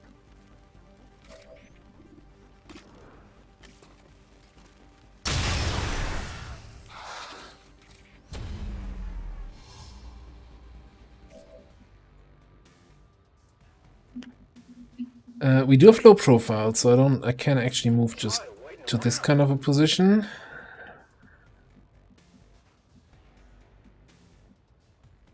I'm trusting you here.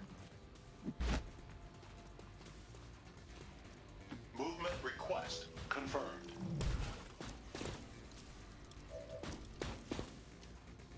Six is not terrible. I guess we just take the shot. Target destroyed. Oh my goodness. That's a full group leaned up before the first enemies, before the hunter even shows up.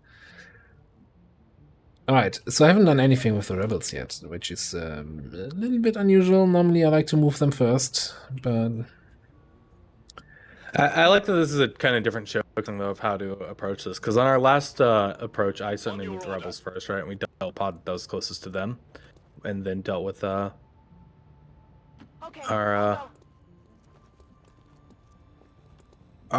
actual soldiers, right? So this is good showcasing of different ways to look at it, like especially with the scouting we got from our first two moves and being able to fully clear a pod with our sniper in a position that worked well. So I kind of want to move them to cover, but then again, cover doesn't really matter if you don't know where the enemy is coming from. Right? Like taking cover here and suddenly the enemy shows up there is kind of pointless anyway. So I wouldn't stress out too much about cover. That being said, I'm also often a little bit abandoning the device and more concerned about keeping the people alive. Moving to designated position. On the other hand, we want to liberate this region, so maybe this is one of those where I'm slightly more concerned about the device health. Okay, but I also know that kind of the area between our group and the rebels is free, so I can move up a little bit here. No need to ask twice.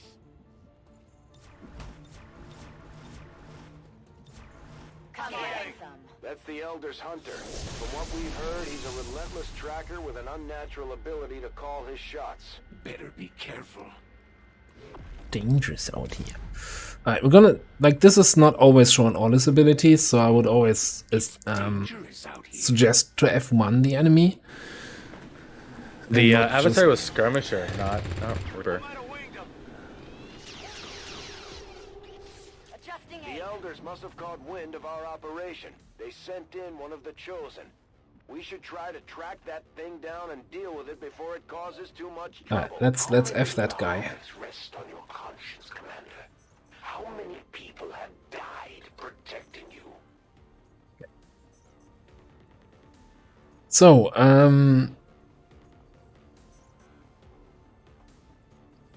he still has tracking shot. I've never seen him use that.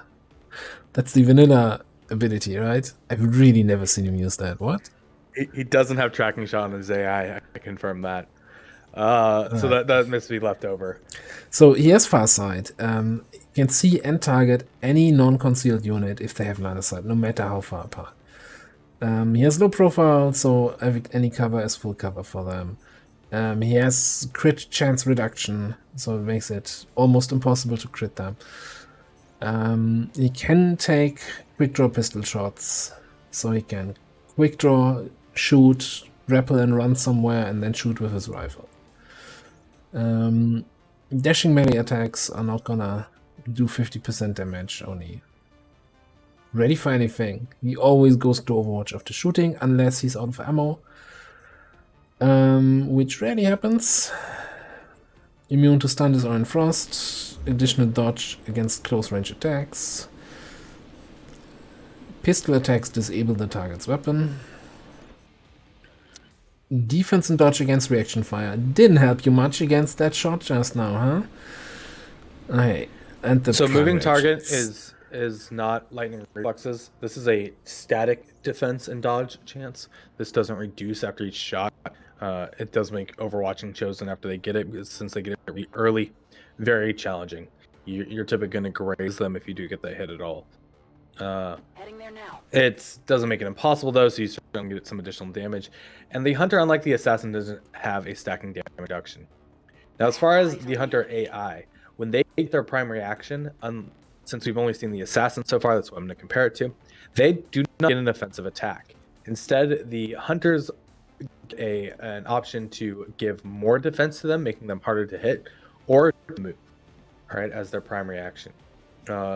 So when you're considering how you set up and do damage to the hunter, is this going to destroy their cover? If yes, they are going to move.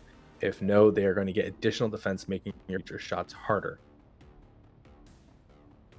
So we also found another group of 4 enemies, including one of those dreaded heavy mechs on the left side.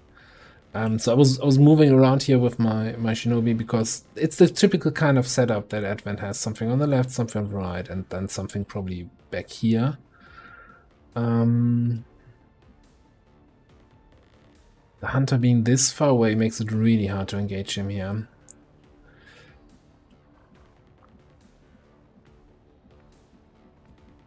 What we may be looking to do is trying to break line of sight with the hunter, only give him shots into half cover positions. Because again, as long as he has direct line of sight, he has vision of you to shoot at. He has his own version of like squad sight, where you can view the whole map. You mean full cover positions? Yeah, like we're certainly going to need some full cover position to get the hunter, because the hunter's going to shoot at us. Taking this pod engagement could work, but there may also be value in trying to get overwatches against this pod while we start trying to move up things like our assault, or maybe our spark, since our spark does have overdrive, which will let us get into flanking positions and get higher damage against the hunter.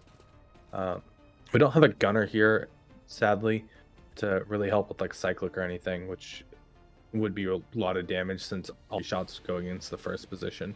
Yeah. So the tricky part for me right now when making these moves is I want to have full cover towards the hunter side, but I also want to have cover towards this group coming in. And that's not a lot of positions that offer both of that. We do have the ability to shut down yellow alert actions with Overwatch, and so I think getting full cover as the hunter is probably more important while moving up against him. Or baiting with our Templar this is not full cover on that side. Jake, fix your damn game. Unbelievable. Yeah, maybe the Templar might be full cover. Yeah, I think I'll do a one for all here. If you say so. Then I probably want to move my Reaper, I don't know where. Maybe full speed ahead. But it will also be super helpful cleaning up that group there. Yeah, full speed ahead. Probably not taking that shot. What did he take cover behind? Some pillar. Okay. Who else do we have?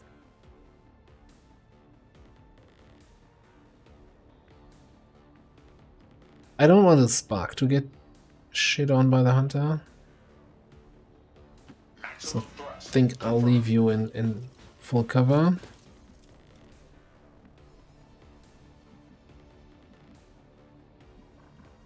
Let's see all 4 enemies here. So I think I want to have corrections as close as possible to them to help with the shotgun cleaning them up next turn. Copy that. Alright, rebels.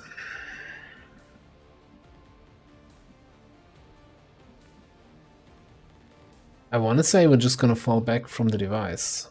Like, the rebels are really not built to fight the hunter, I think.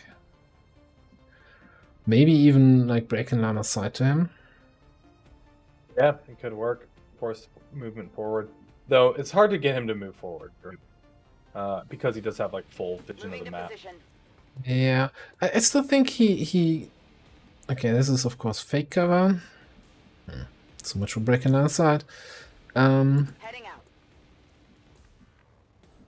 Copy that. I think he still is going to move forward because, like, my guess is if I move here now, for example, right, that he will grapple up here, run over, take the flank shot, which brings him much closer to the rest of the squad, which is great, except if your name is Denise Phillips and you had plans for next Saturday.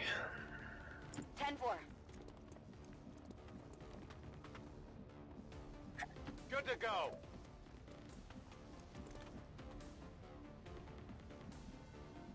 And this is the question of, do I risk getting shot by Yellow Alert here? I still think that the threat of Yellow Alert is less than the threat of getting your face shot off by the hunter. Oh yeah, Shion. Well, Poor Shion. Poor Shion. kind of fresh out of high cover. No ablative. Does have nanoscale. What hunker really down? About to take a vacation.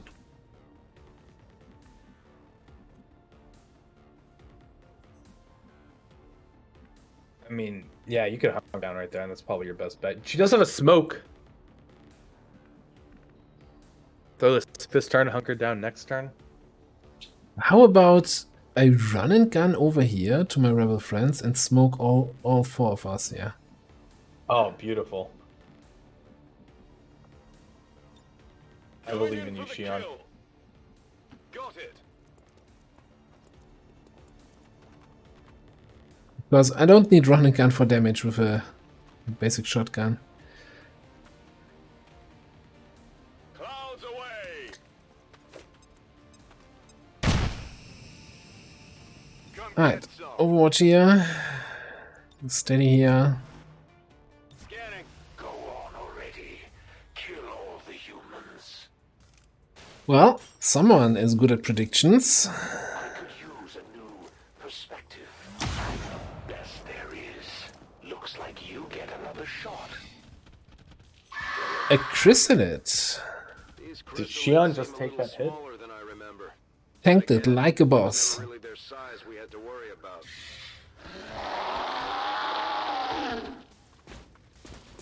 Alright, 2 regular mechs and a regular trooper in the back. And the chrysalid. We need to kill that chrysalid very quickly. So we have Yes. not talked about chrysalids yet. Chrysalids Did we on not have re- some on the UFO?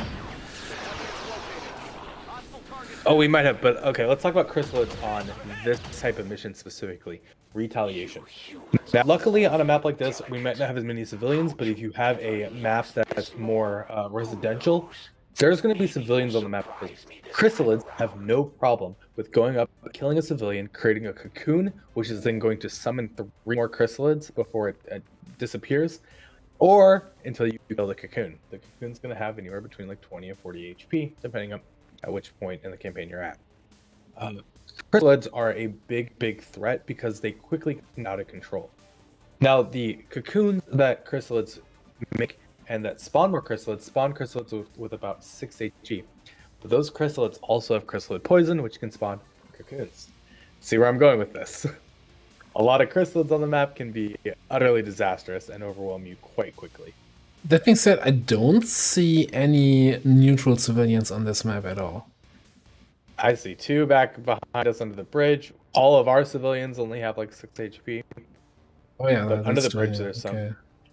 Tells me there's some elsewhere. More than likely. Yeah, probably. I'm more concerned actually at this point though about the heavy mech because he's in a bad position for us. Now, maybe if we blow up this gas tank, could destroy parts of the tower. Certainly might be worth it. Maybe trying to get a grenade over there. First things first, though. The hunters on Overwatch probably think we have to move corrections first. We might run and gun here later, but let's just move, kill the Overwatch, pick up the loot. If you say so. We decide later what we do with the rest of the action. Taking heavy fire.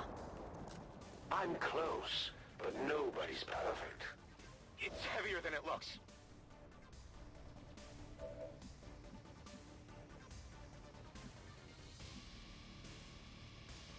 I'm on it. Now, let's move over here and see what we can hit with a grenade.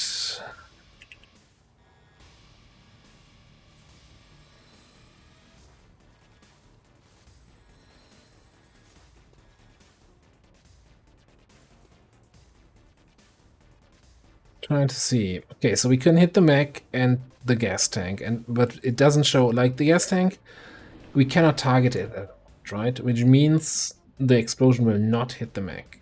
But if it destroys part of the tower, that's all I really need to maybe get a shot with my sniper. Alternatively, we can just pretty much guaranteed kill the trooper. Could do a lot of damage here, but again, the mech is the bigger threat. I want to hit the mech. And if I can't hit mech and trooper,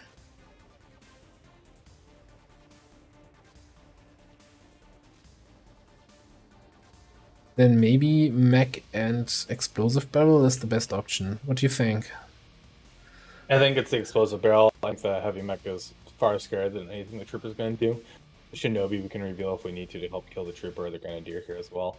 But I think we're going to try to get a snipe on the mech if we can, and then starting to consider the other two mechs that are on the map as well as the hunter. A little bit concerned also that we don't have line of sight on the other two mechs anymore.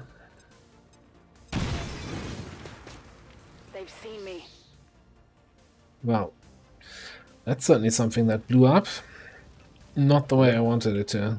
Stray her cover, or Shinobi, sorry, it did.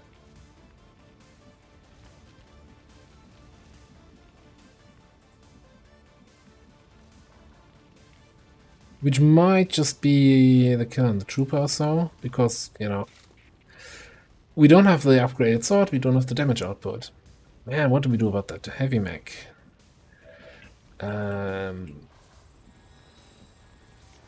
Where's our spark? Can our spark get in a flanking position on one move at all? No. We could overdrive, move up, and then have one shot against the heavy mech. Alternatively, we could invert the heavy mech. Can you? That's a good question. I think so. I've never done it, but why wouldn't you be able to do that? Just double check right now that you can invert the mech. Oh, you want to invert the heavy, not arm. Oh, you mean I could invert the spark? Yeah. Yeah, no, I think inverting the ooh. The problem is that you're not flanked, right, with that one for all up. Against the heavy mech, right? Where at least by inverting our spark then can move into a flank position on the heavy mech and hopefully get that kill. Right? This gives blue the ability to one for all if we two are moving the open where we need.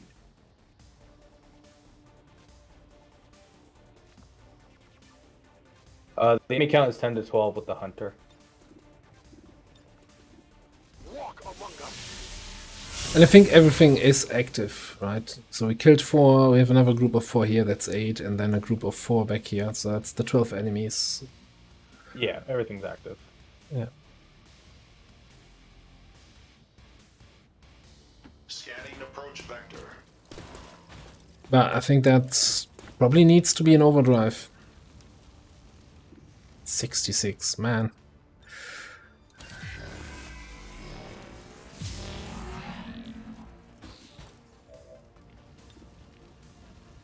And I'd even say let's start it off with a shredder gun. I think so as well. We have shredder for the other two mech if we need it. From grenades or just straight firing. And now this is about confirming a kill on a big threat. Okay. Right, so I think you're just gonna kill the trooper here.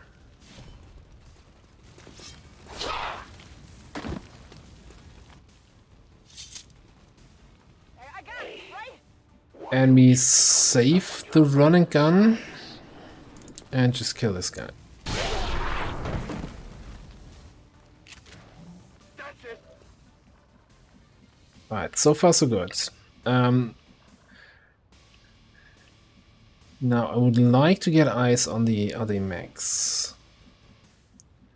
Can probably take out one of the mechs at least with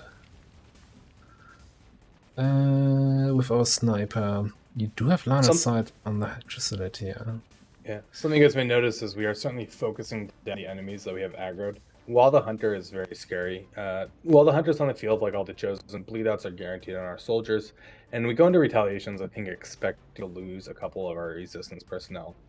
So right now, the bigger threats, like more pressing matters, are these other units that are going to constantly just be pressuring and peppering us. Taking them out allows us to get much more action economy against the hunter than we otherwise would have. Yeah, they probably don't have a shot on that, no. Where did the other mech go? Moving to designated coordinates.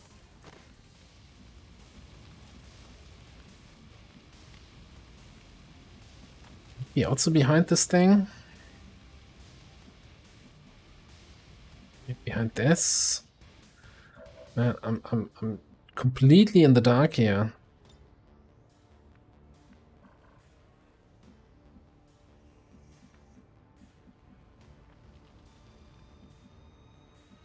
You also didn't pay attention, right? Yeah. No, I don't know where it went. Yeah. I was paying more attention to that chrysalid at the time. Which is understandable. Those are some scary little bugs. Affirmative,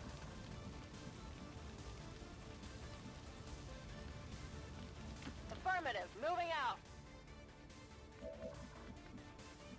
Also did not give line of sight on that trooper.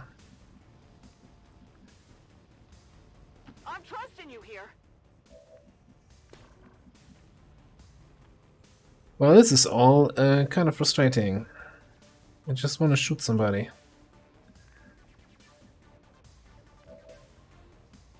I'm wondering if it's just gonna be a crippling strike on the chrysalid. Might have to be. Then, I mean, it will attack the device, but at least it's not gonna run anybody at anybody and do cocoon stuff. I don't like being grouped up here for potential micro missiles. Or at least then let's not be grouped up near the front of the vehicle. Well, that's bad. I still think you have to throw the crippling strike, and then I think we're looking at like repositioning for 1 against the hunter, 2 to overwatch this chrysalid, because I don't think we're gonna get the kill. Here I come.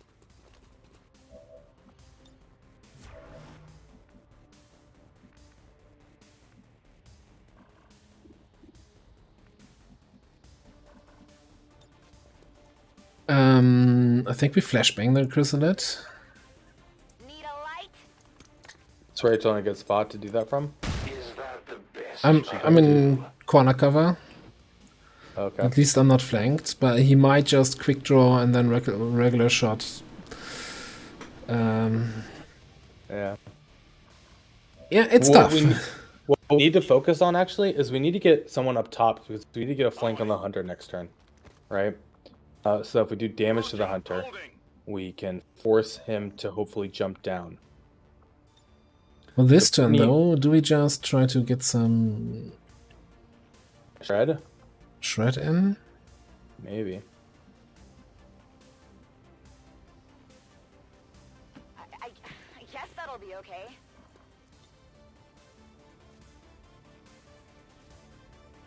Well, not like that apparently. Oh, maybe, maybe. Find the pixel. You do the wild thing. I thought I saw it. I think I saw it briefly, which is that's myself. I just need different angle to look at things.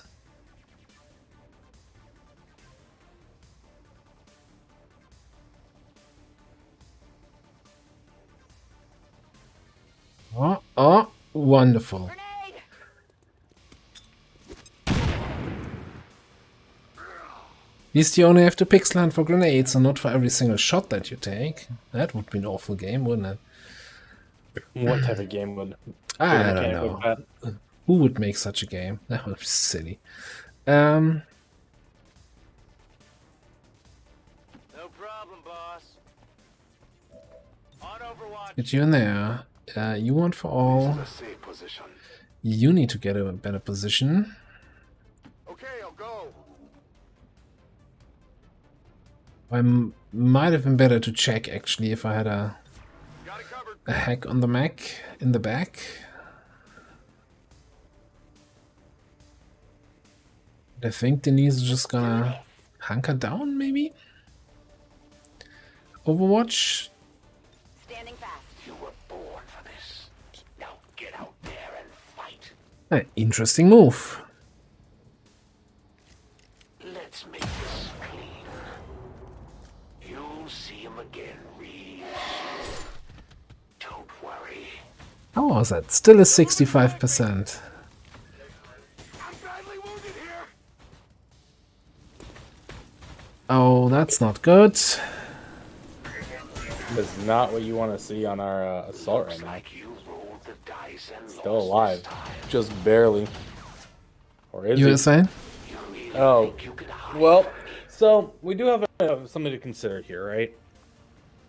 We could force the hunter to force a turn to capture because the soldier is bleeding out. We could also then like heal and get him back up, or pick up the body to prevent the capture. The soldier's not dead yet. We have a medkit here on Spooky. But the medkit's only valuable if we're going to come up, right? Otherwise, he's still unconscious and still gets kidnapped. And we can. I think we brought revival protocol, so that is certainly an option. I do think that grenade is probably the best use of our grenade. Blow the car up, blow these mechs up. Ready for a surprise.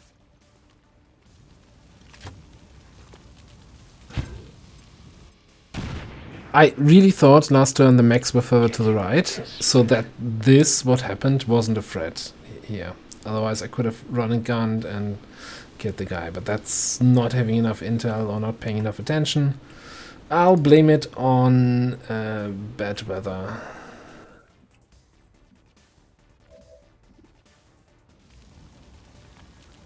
Must have been the wind. Something. You're a cold-blooded killer, Commander. It takes one to know one. Alright, you're my only medkit, but I also think you need to kill the trooper there, maybe? I do have some rebels here, I guess. Yeah, should we talk about this decision though, on do we let the capture happen or do we pick people up? So if Chosen captures someone, you'll either get a covert action to get a rescue or they'll show up on a jailbreak again. But the Chosen will gain some knowledge. The amount of knowledge for capture, I think, is 5 currently, so it's not a whole lot, but 3 captures is 3 experience basically for them. Do we have ammunition available? Now we didn't reveal this Chosen first, so this Chosen's already delayed on their when they're gonna have CAD, right? Which is the big concern that you're always thinking about. Letting our soldier get captured, while not ideal, especially because it's an assault that we do want, may be the better option for us to let us clean up this map and let the hunter do it his own. Right? Forgot about the Overwatch. Yeah.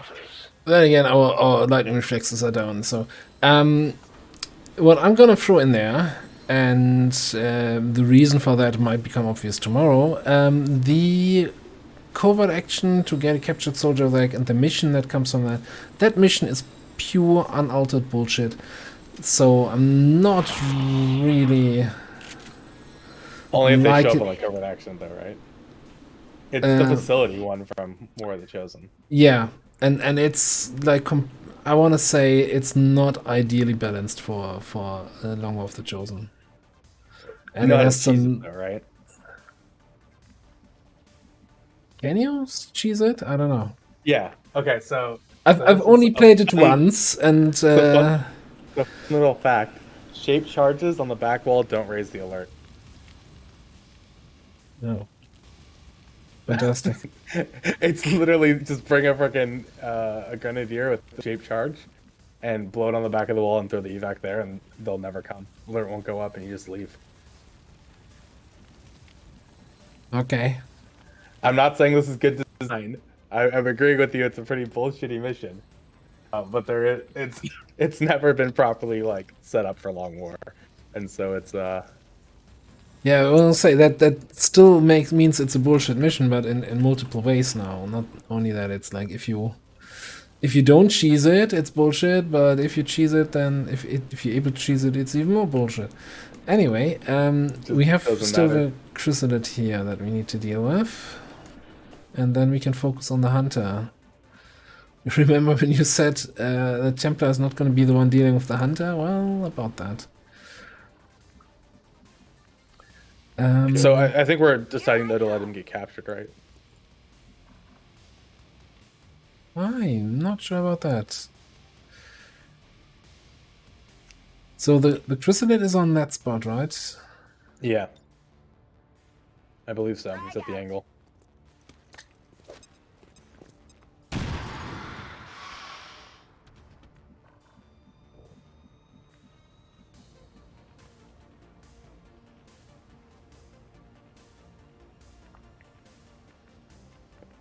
Man, this map layout really has not been kind to us. Because the chrysalid doesn't take cover is why we're having trouble seeing the chrysalid. Because he's not peeking around. Kind of close to just trying to blow up this thing, even if it damages our on device. Yeah, that's a hard gamble on. I mean, if you can get the that's a hard gamble trying to get terrain destruction out, right? From grenades in Long War. Yeah. The chrysalid's not killing the device in one turn. He doesn't do 13 damage. Like, I think let's not give him much of a chance. I think I'd rather take some people, put him in some cover, and Overwatch. And then I need to flashbang it again, I think, to make sure it's not going to run up on anybody.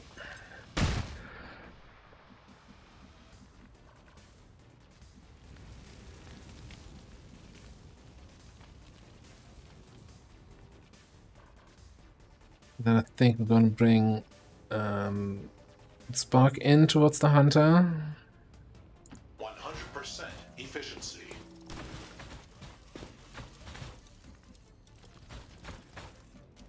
I think you get burns on top. And my reason for this is for really next turn when we start trying to grenade and do some damage to the hunter. Having someone up here to be able to get a flank and a shot to force movement is going to become really valuable. Digging in.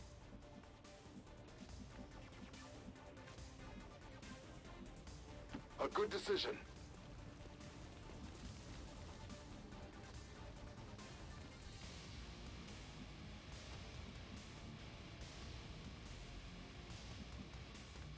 Now we do have revival protocol. Yeah, so that's what I was thinking. That we kind of get in position to heal here next turn. No, he's going to capture immediately. Yeah, The but hunter will waste his turn capturing if you do not stabilize and revive. we can capture revive and then have him back in the action here. Oh, like you want to just pick up and then put him down next turn. No. Like, just get in position. Next turn, I stabilize, revive. He'll capture as soon as he's the hunter right now. The hunter will waste his turn to capture. Oh, even for on the bleeding out guy. Yeah. Oh, so effectively we should just do it now. Yeah, we have to do it now if we're gonna keep him. But one way we can do this is you can move over, pick up, and move, right, to be in cover, because it's going to take 1 AP to put down this turn. Then you can stabilize, and then you can use revival protocol. Yeah, I think. Let's do it this way.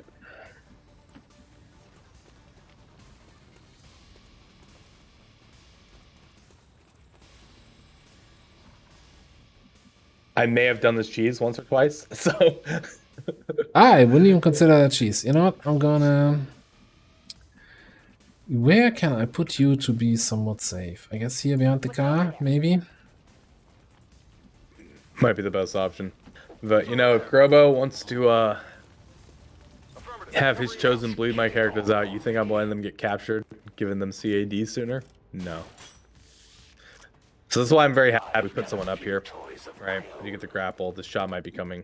Or, okay, I guess I'm delayed a little bit, I think. I don't know what he's doing anymore. Hunter's being weird. Does Brittany have a frag grenade? No, because she fragged the Chosen in the previous turn. But yeah, so I think we're gonna get our Hunter back up. Or whatever his guy, the name is. Assault.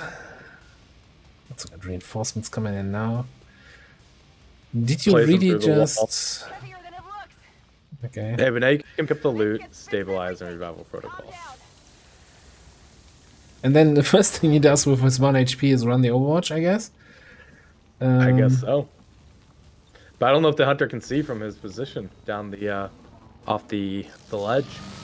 Oh, you know what? I have an idea. You were asking if Burns has a grenade, right? To blow up the car and, you know, cancel the Overwatch? Yeah. Yeah, of course. She has a grenade. Oh, wonderful. Everybody can have a grenade. Just we will need to figure out another unit to get up there to get the flank, but... before we throw the grenade or afterwards? No, after, because we can't. We gotta run. Wait, he doesn't have Overwatch. Is he out of ammo? He's out of ammo. Oh, okay. So we move. Well, in that case, position, then throw the grenade. Yeah. That way I can also probably get a guaranteed blow up on the car by centering it on the car here. Get ready for a surprise.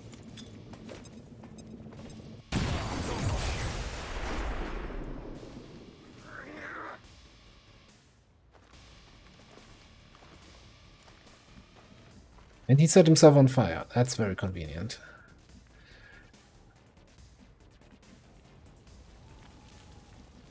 It's really some good commitment there by the guy. 60. If you say so.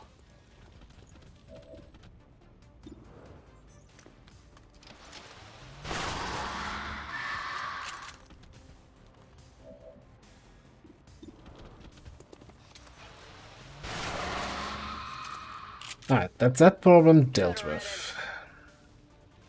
Good riddance indeed. Do we just attack him anyway? Even though it does very little damage? Ooh. 2 to 3 damage? That's some Templar value damage, yeah. Well, we need to get him off the bridge if we want to have any other value, right? So we may. Plus, we can get one for all. It gives us the focus to hopefully hit on next turn. I think you got to go... And that position's sketch because the fire next to you. Thing is, if I went here, then he might not move, because then he doesn't think he's flanked, because he can take cover from me. I don't know. But yeah, maybe instead of one for alling... that seems a little bit sketch. Why is he moving in such a weird way? Maybe we just come down here? Yeah, get the flank so the next damage forces more movement, flee forward.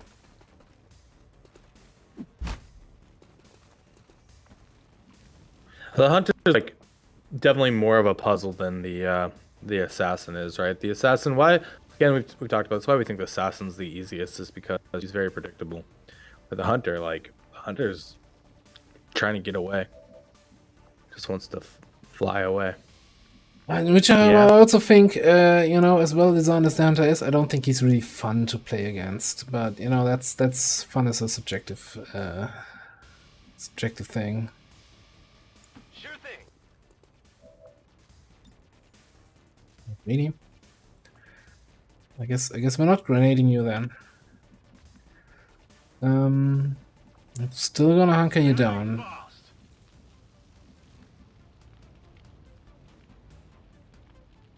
We don't have reinforcements dropping in, so I think we're just gonna go for reload and an overwatch here. I'll watch closely. The hunter could just one for all ablative, but it would be 1 or 2 points that you'd end up mitigating because you have the increased armor and wound protection from the armor the Templar provides. Come get some. The action, like maybe the right call was 1 for all there, but I think we would have burned, which would cause other problems. Currently, right now, the order of operations is a bit random on which is going to tick first, the burn onto the ablative or the burn onto the 1 for all. What's over there? So I think moving is a better option, just not get burned to keep our action economy for next turn and mitigate the damage that we might take through full cover. You'll be fine.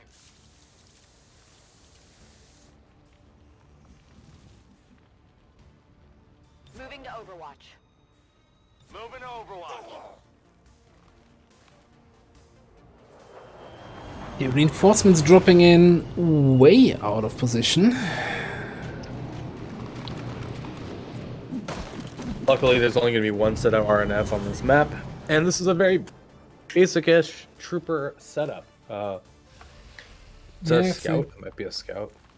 No, I think it was... doesn't Scout already have a cloak? No, I don't think so, actually. He goes back up there. She never fails me. He really hates Brittany. He really hates Brittany. Expect me to do He is reburning. Okay. I'm not looking to So,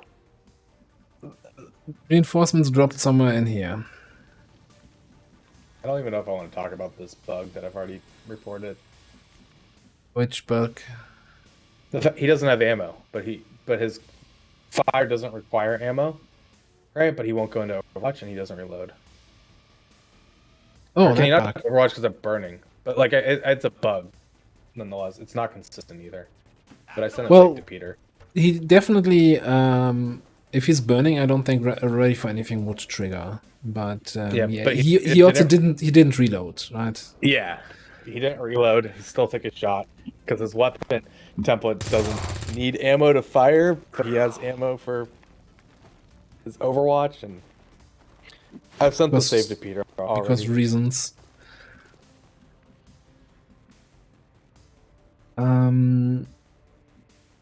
Alright, so I think Burns just flanks here. And then Blue just votes. It's not great damage, but at least we get the aim buff going. Yeah, we keep him dancing. my power Moxu.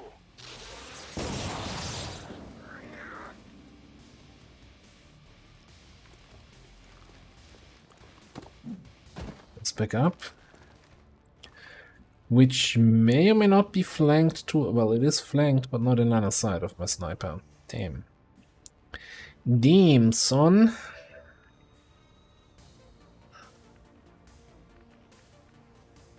And also no flank here. What do we have here, by the way? Disorient and Blitz.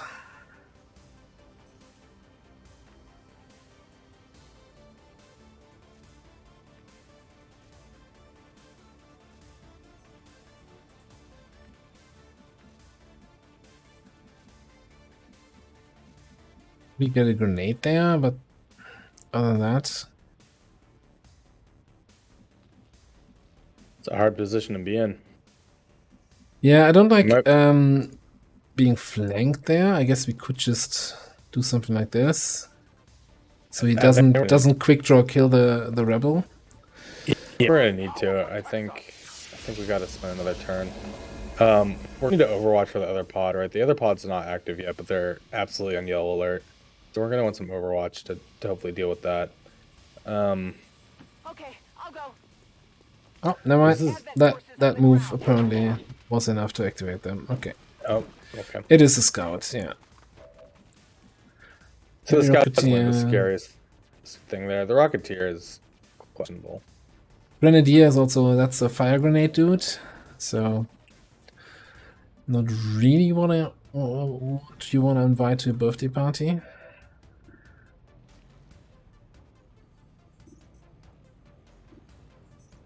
Throwing a heavy Rocketeer is a pretty nice shot. That might actually just be the precision shot here then. Yeah. This is definitely like a... Wow. A slower Chosen. Yeah, which is also one of the reasons why I say like it's not fun really fighting the hunter because he's just mucking about. I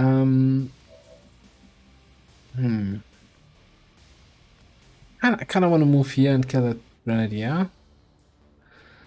Yeah, I think so. I can take the hit from the trooper. Even a crit's not going to kill Jessica here, I don't think. Oh, it might. A crit could.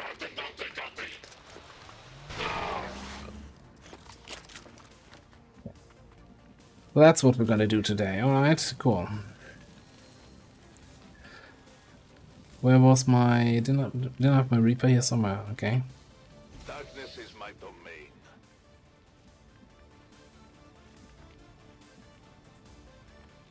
As you order, Commander.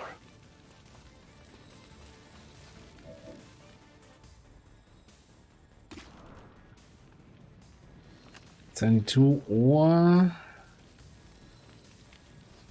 By the way, why the hell do I just have Crippling Strike, but I don't have Throw Knife? I guess it's because it's squad side, and you can't Throw Knife against squad side, but you can Crippling Strike? It makes no sense to me. No one tell Grobo. I think Advent's been letting some of the rejects slip through production lately.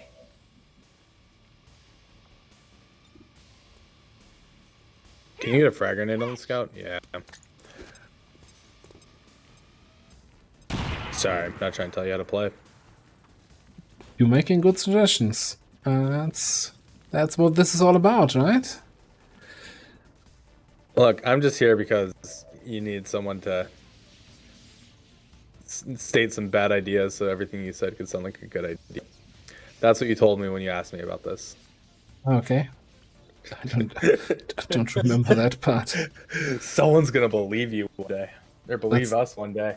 That's not my contract. That's not what you're paying me for. Oh man, this is it's a rough spot to be in, right? Because the hunter can do so much damage, and we have so little control right now. Yeah, and because you know 3 people dealt with the pot here, so we have half the squad over here on that side, and the hunter's all the way over there, and the enemies over here, and it's like and every move you have to also consider. Okay, yeah, I can dash here and have cover against these guys, but the hunter is just gonna not care and flank shoot me. So I guess I only move here, but that doesn't really get me close enough. It's really frustrating. There's a light post back there with the other guy you dashed to. The one just by Spooks.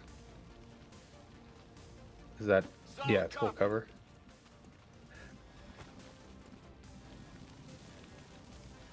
And then Spooks self can probably come over here, so... Yeah. Yeah, there's no way that trooper can get flank there. The trooper is already flanking a unit without having to move. We're just hoping he's not rolling the 6 on the crit.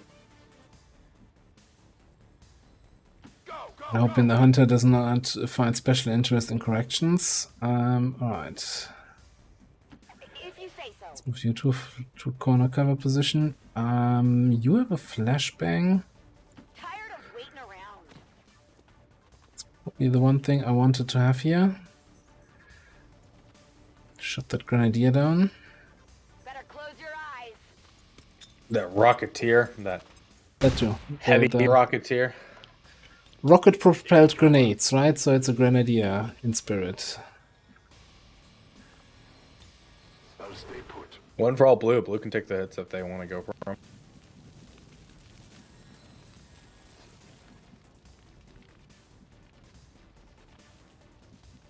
I guess that'll be okay. On Overwatch. We only need the That's my turn. Alright. Burning for free. That's the most damage we had on the hunter this time. We had Volt for what? 2, I guess. It's not ours. 3 or 4. I don't know. Incoming fire. Dude, Yeah, he thank you, sucks. Hunter. Oh yeah, they can do that while disoriented. Thank God we left the civilian up to, for the trooper to have a tart on. There's anything left of this world when we're done. Good thing I didn't grenade the device earlier. Yeah, keeping the objective alive is really a challenge at times. Alright, so once again the hunter shot without overwatching, without reloading. Oh, You want some more? I didn't see the death from above spoiler.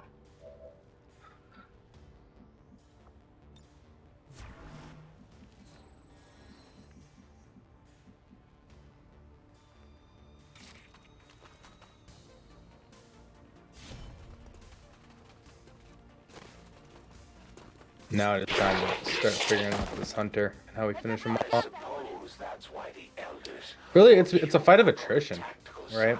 The hunter, at least at this point. For sure, yeah. It's can you do enough to limit how much damage you can put out while you control everything? Negative ammo. I'm spent.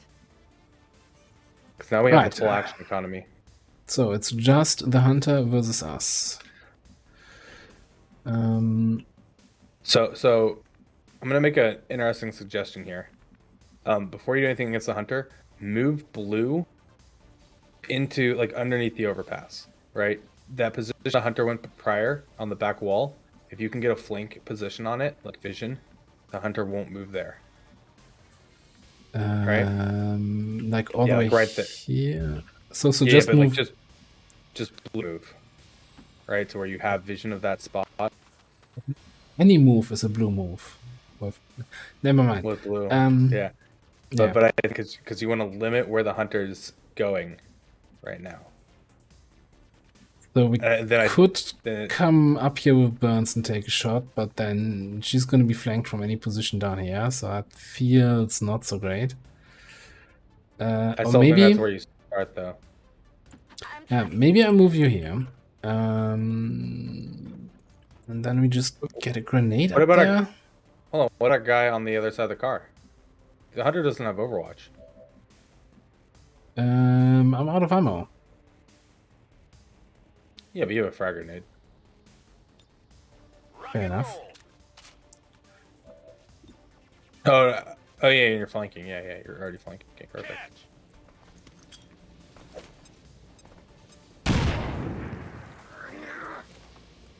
Now, this was an attack from within 4 tiles, so that's why it only did so little damage, I guess. Our sharpshooter have value. Our sharpshooter already went.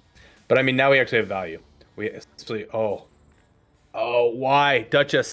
Duchess, you're almost there.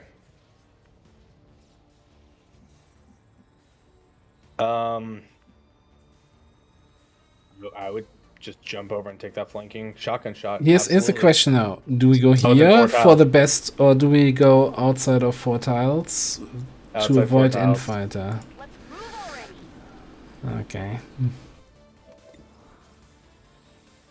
Infighter is a rough ability, but they're at 98. Like, Evan, we've done it. We've broken 4 damage in a single hit. Broke the curse. We don't have line of sight on the guy right now. We have a Templar. Yeah, but I think if I can get line of sight, I can probably move the spark somewhere where he can take shots. Just need to get the vision. On the move.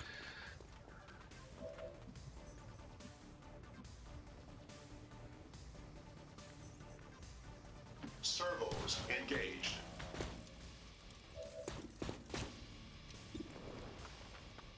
Big numbers. I don't get 9. Oh, we're just getting stronger and stronger. Yeah. makes me angry. Blue want to go for that melee and force another movement? Yeah, I think, maybe here's an idea. What if we this time don't attack diagonally, but this way, and maybe he just stays there, and we're happy with that. We Yeah, won I for would take all. that. For the Templars! One for because I don't think anyone else can get in position this turn. That wasn't a complete strike. I never forget a face, much less one that left me wounded. Watch your Yeah, he does combat readiness. I do 1 for all. Yeah, and we eat the shot. And I might even on. Is it ever worth 8 protocoling on top of 1 for all? Absolutely, because 1 for all is a minus 30 defense. Just for the odd chance that he might miss a shot. And the next turn we see if we can get the last 18 damage in. If you say so. Watch my back. Double time. Corrections, you're just gonna get out of position. What's over there? Affirmative. Moving to position.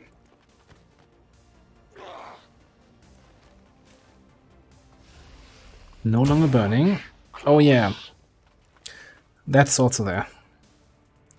Oh, Denise, you've been a champion. It was the only possible. You are well loved and respected by your peers. We'll forget about you in like 20 minutes, but for now, thank About you. who? Thank you for your service. Right, so now I think we... Yeah, I Bolt, think you Volt Volt Rand and, an angle. and Rand, yeah. He gets 1 stack of combat readiness, but I think Volt almost evens that out. My people. It's going to take more than a few moves to slow me down, Commander. Run.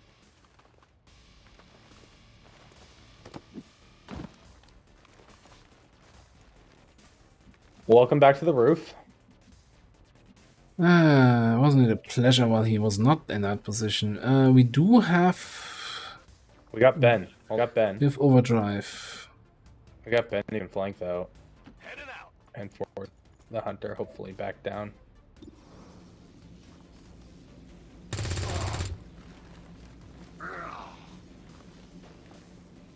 You're going to pay for that one.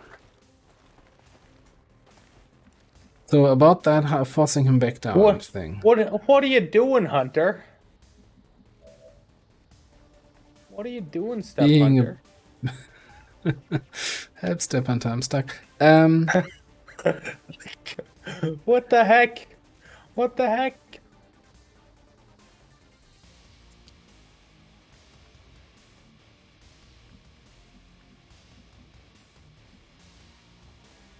Just literally just found the perfect spot. Did Richards die for this?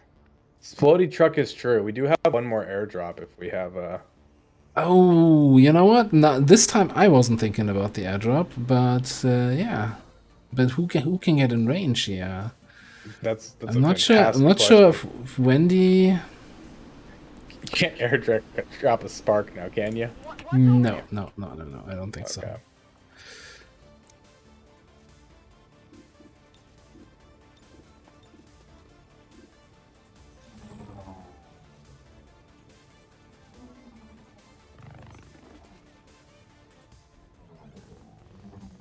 It's like the one position the hunter could get to.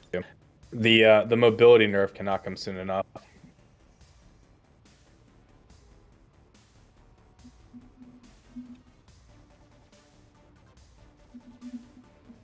Thought I saw something.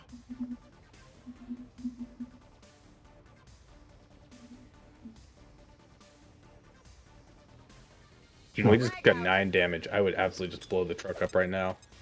And then jump up there with our spark, overdrive, try and take the shot, right?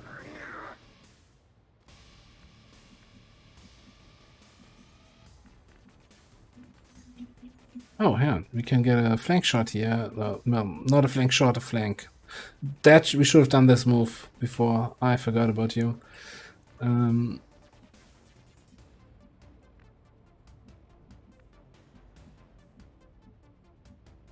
You know what? I'm just gonna bring Spooky in here for. It doesn't matter. Doesn't matter. Let's overdrive.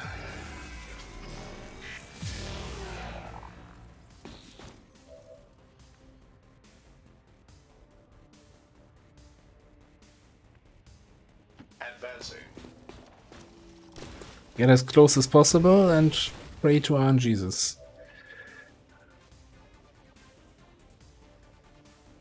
Proceeding to target. Time to shine, Duchess. 42%. Failed to engage target. Where's the Freaking sport in hunting with a machine? Most useless class in the game. Anyway. Closing on target position now.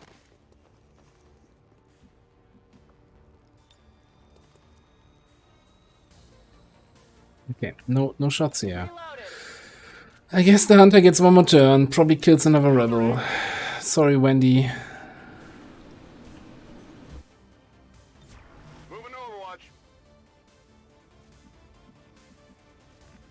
As we somewhere have a magical shot with you, probably not. In short order. Let's get you back there.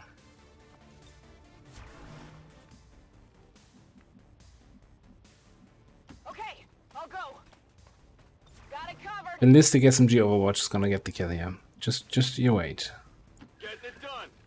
Just hold your breath. In cover. Overwatch. Holding here. Try this one out. All reliable. Well, They're all going to end Really? up the same way. Really?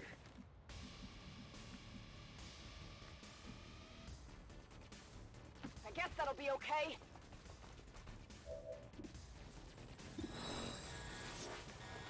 What a jerk. Enemy That is still up. first shot is always crucial. On approach. oh, I'm out of ammo. That just. Because disable. Oh right, yeah. That's why. Yeah. I wanna get the kill with someone who actually matters. Oh, yes. Yes, the Reaper. Stiletto. Bring it home. Why? Rough one. War of attrition.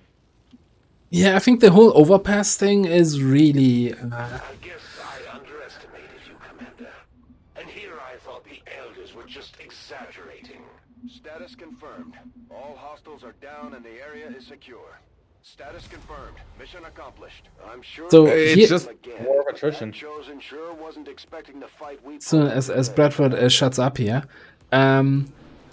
You know, I'm always in great favor of nerfing mobility on the Hunter, and when seeing this fight, I think they should have wall climb instead of this leap up, where they can just leap up at any point onto the highway. That's just too much. Anyway, Commended loyal citizens today for standing up to those who would abandon our let me values just grab for a those sip of who water love here. the world. The remarks followed a moment of silence for peacekeepers slain by XCOM dissidents.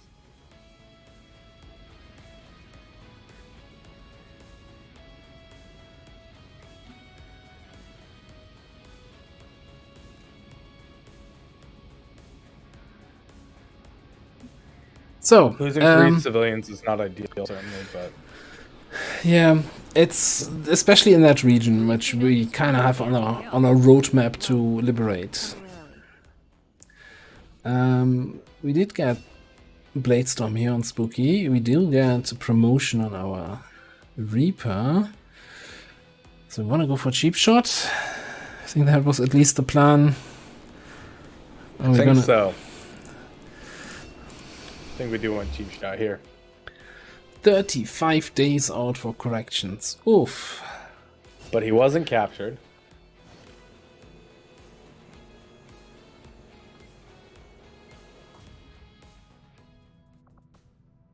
And 10 hours, 10 delay. Alright.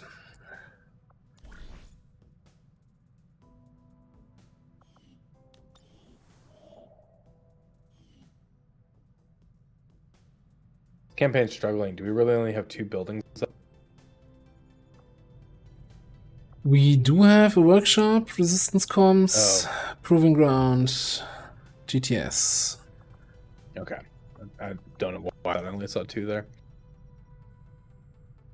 Stealth tech buildings. We're gonna have our first power coil available in 4 days, so we can probably, well, if we get some more money, get the lab going.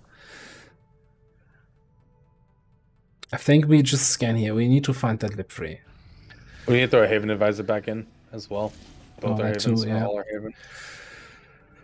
10-day timer. That seems too good to be true. For an engineer. That's really good. Yeah, no, let's do that first before I throw on the Haven Advisors. Now the question is, how is the willpower looking? Well, not so great for Spooky. I don't think she can go on this mission. The rest is probably fine, but then again, we might want to keep those people here back for the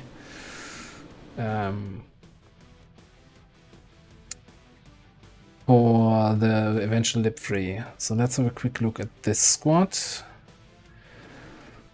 Typing hate is looking a little bit rough, but we do have an open PCS slot.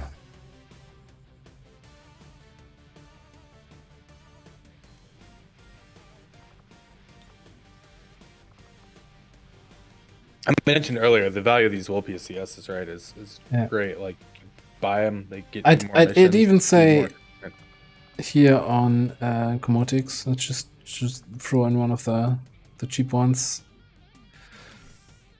Yeah. We don't have trial by fire yet on any of our offices, do we? We do, but yeah, Dietrix is infiltrating. Probably with a bunch of people who hopefully get some promotions out of that. I mean, it looks like Katie Jackson down at the bottom there, and might be it, but I think we talked about that last time, though. It was much more just also to get the experience, to get our officers up, to get squad size infiltrations, to keep missions get rolling.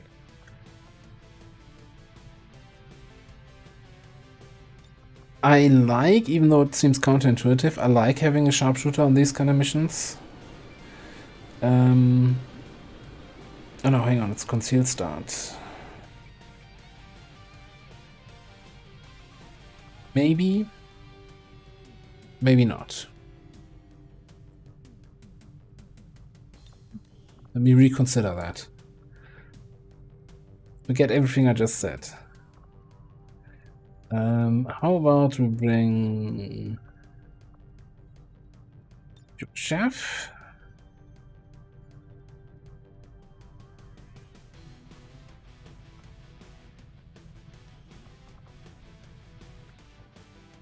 Do we ever run this just with 5 and over-infiltrate, so that we get it at 7 to 9 without having to wait an extraordinary amount of time? Yeah, I would. Especially because we have the Spark here, right? And we have enough upgrade value in these that I don't think... Yeah, I think this looks... with the grenades, between grenades, Spark, Reaper, I think we have enough killing power. We have a potential flamethrower opening to kill the first group. I think this should work fine. We do have remote hacking with the Spark also, so we're not going to bring a dedicated specialist. This way we can probably run it in like 8 days. Yeah, absolutely. I think that's fine. Sky Ranger deployed. In position to drop. Alright, let's have a quick look at Haven Advisors. We need... Well, you know what? Red Girl can certainly come in here. But she's at full willpower.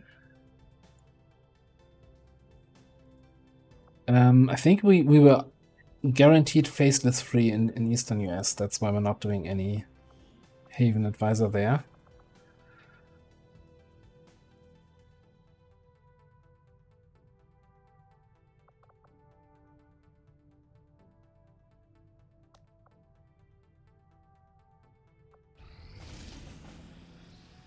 So we're looking for Lib 3, and they're both about to cycle, right? And they both be full-timers.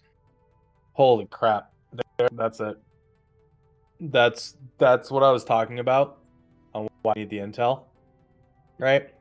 Yeah, that can kind of break our backs here a little bit. Well, that's going to put this region into Strength 4. We still have Show of Force active, which is effectively Strength 5.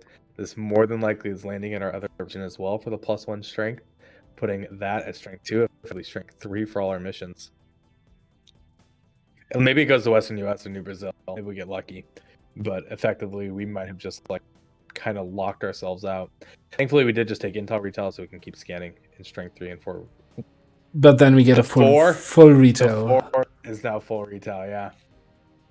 I think yeah, I'm gonna scan for like 1 more day or so.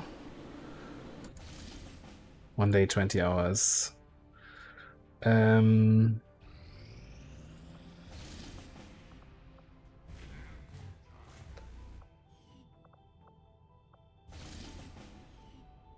Just for the chance to find something else, and at that point then it's scanning in Eastern US, 13 people plus thing plus scanning.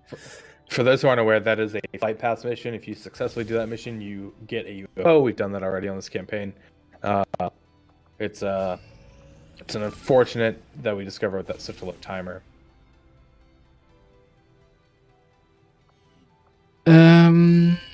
Oh, it's coming in 20 hours. I think I'll stop Intel here. So I don't wanna get a full retail here. We've been wanting to show off full retail. We might want to take it. Really? Oh well, okay. I mean, this campaign is squeezed. This campaign is in a very rough position. We're at July 10th. We don't even have a Liberation 3. We're about to be going to August without Liberation, right? And it started off as an overall, like, we missed 3 of our 6 missions to begin with, right? So we were already on a back foot of supply resources and everything else. I think for the Overexplained campaign, us taking the full retail for next week is probably a great thing to showcase. But I don't think there's any like false hope that this campaign is in a good enough position to continue all the way. So we've got a jailbreak here, which we don't need, but it gives us free rookies instead of rebels. I don't know if you do that jail. Like, I mean, you do that jailbreak for experience. But do we have a squad for that? Even for experience only. Like, we want to keep our top squad for the potential lib free, potential for the. So that's the thing, right? We have a lib free here. Right. This is gonna cycle in 16 hours, and we should rediscover it very, very soon as it responds. Yeah, I think you just skip it then. So we skip that. I still think we can run this VIP extract even with the additional strength. Well, let's first of all see. Oh, hi. Oh my god. I just want you to scan these 2 down. I think we just got squeezed. I think we just got squeezed. 1 day, 22 hours with 13 non-faceless and a network tower here. Yep. Such a bad supply rate timer. Depending where this UFO goes. Okay, the UFO. There's my lib free. The UFO landed New Mexico, but it did not go to Eastern US. So it went to one of those 2 regions. queue up Lib 3.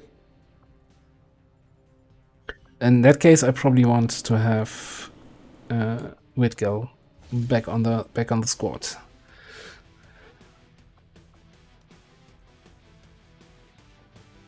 Alright, I think we can afford Spooky Boo on a mission now. There was enough recovery that it's, I think, good enough for one more mission here. Yeah. Masa is wanting to bond with Dietrich or some other shinobi. Yeah, I'm gonna pass on that.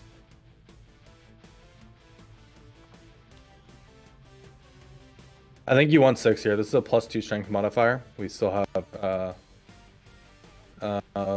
Show of Force active. We have a supply raid coming in. So the 7 to 9 at the 150% is still inaccurate. Right? It's going to be 10 to 12.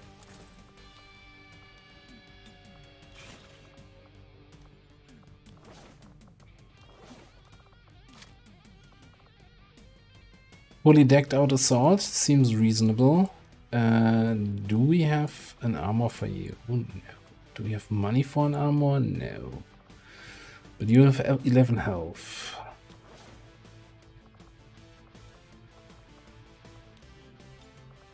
Thought we had a Mark II gauntlet somewhere, but different campaign, I guess. I think that looks not bad. So it is a so the Liberation Free mission can come in 3 different types, right? You have the neutralized target mission, which is, you know, VIP, dark VIP. You either kill them, then you just get 20 intel, or you capture them, which gives you 1 resistance contact. It's kind of the most valuable mission. It also has the downside of lots of civilians on the map can be faceless, and this is not included in the 10 to 12 enemies. So whenever you see a post on Reddit with people saying, oh, I ran into a trap mission, lots of faceless, it wasn't a trap mission. It was just a lib free, and they were really unlucky and got a lot of faceless there.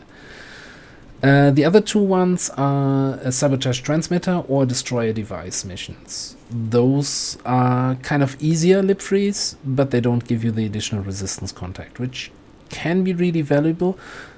In our current situation, I think it wouldn't matter because we do have resistance comms up already. Alright, let's get them on their way.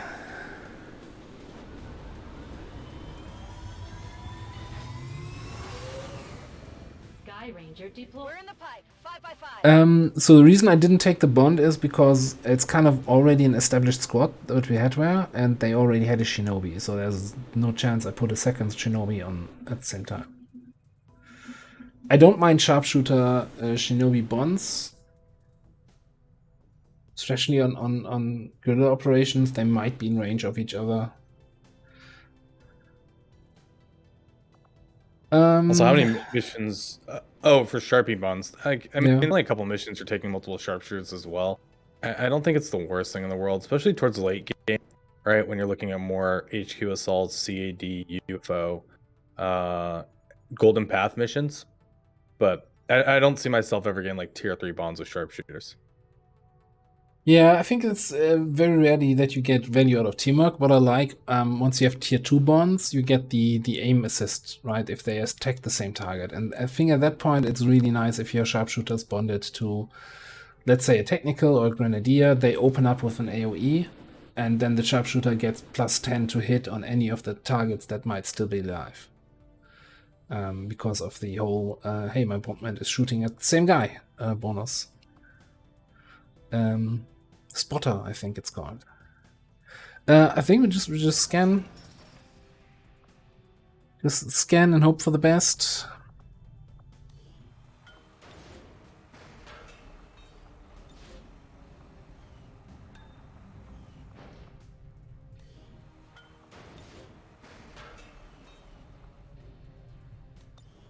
At least we're gonna finish the campaign with a completed Avenger. Or rather, fully excavated Avenger. Okay, so supply rate came in. We're now at strength 2 here. It did not come from New Mexico either. Look at that. We found the Lib 3. Lib 3 with 1 hour remaining. It also did not come from Western Europe. So supply rate came from New Brazil. Yeah. Which tells us that New Brazil has a, what, vigilance lower than... Higher than Eastern US. No, lower. They probably actually just had a lot of strength. Well, that, yeah. Anyway, it's 10 to 12 enemies, despite being strength 2 and 100% infiltrated, because show of force is a fun and engaging mechanic. Legendary mechanic. Hey guys, you want to be punished more for playing on Legendary? Here you go.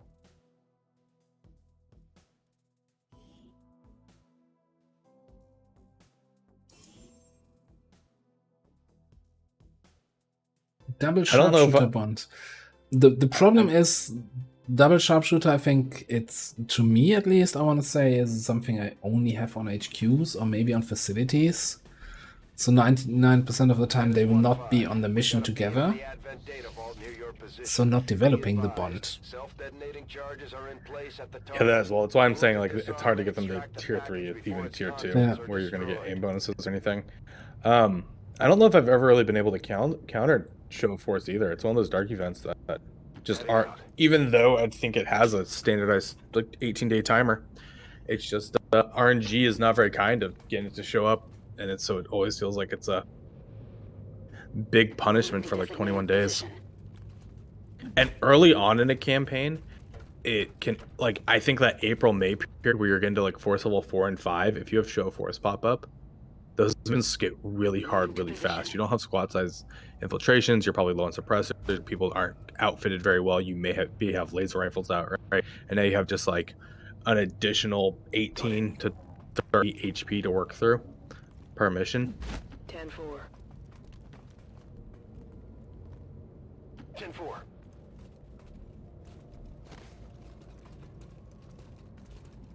Will do.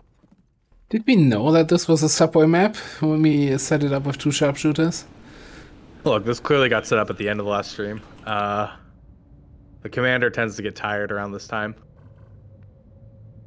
That's affirmative. So the previous commander who set this up is a fool. Everyone should make fun of him for bringing a sharpshooter to a subway map.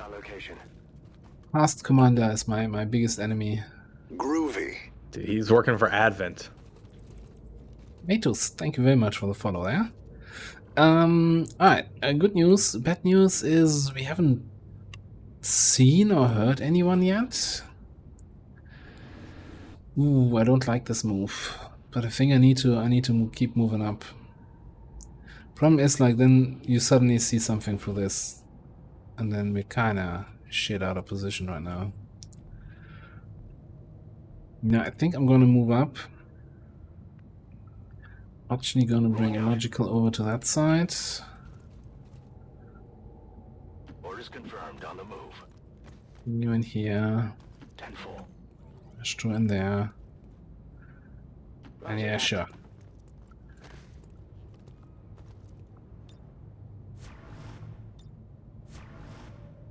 Got it covered. They're moving out.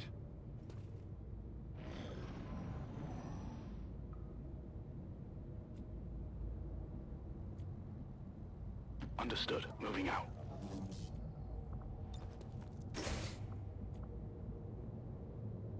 Now, I'm not sure, we probably talked about it before on subway maps, but just to reiterate, these doors, even though they have windows in them, completely block line of sight. You will probably see once I open this, I suddenly gain additional vision, because now I can peek around this corner and see those snakes there.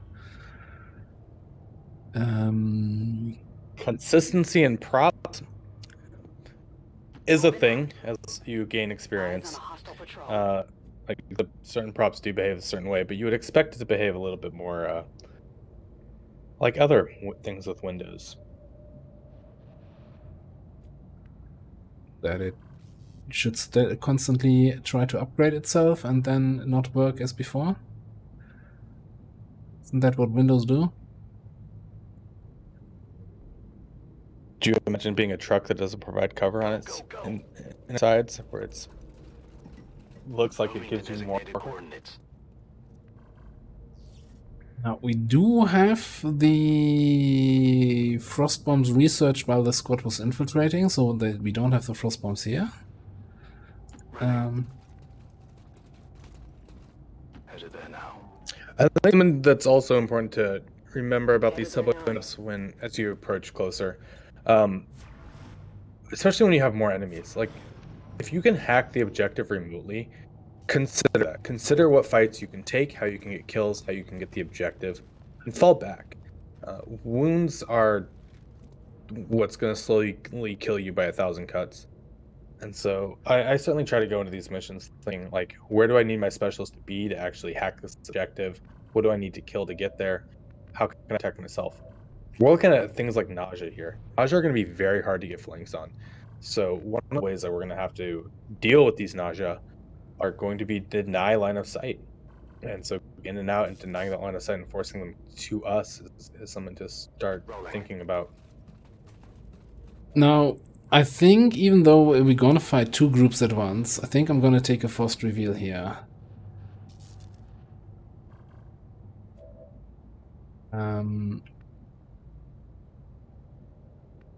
I'd really like Logical to not to be in a position where he can take full actions next turn.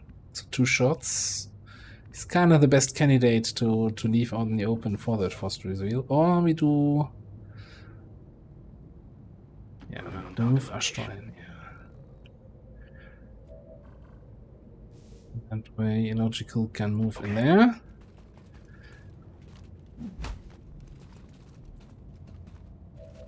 Overwatch. And I'm even gonna overwatch with my sniper. Moving to Overwatch. Roger, I've got my eyes on. The idea is once they come far enough into this corridor, they will reveal Astro. 4, 5, 6, 7, 8, 10, 11. Yeah, you can get an overwatch shot. Eyes on the prize.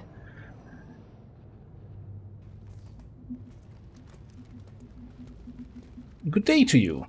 Hello, fellow advanced citizen. Hey, hit the fight. Come on, focus. How many is that now? Shabby. Position Obviously, compromised. you get your shinobi revealed, as is tradition. I got a piece. You were hoping for that 3 there, not the or the 4, right? Not the 1. Oh, a double nausea pot? That's a fun little encounter. I mean, that's an easy cleanup here, right? In theory. Yeah. I was just looking like it's once a grenade.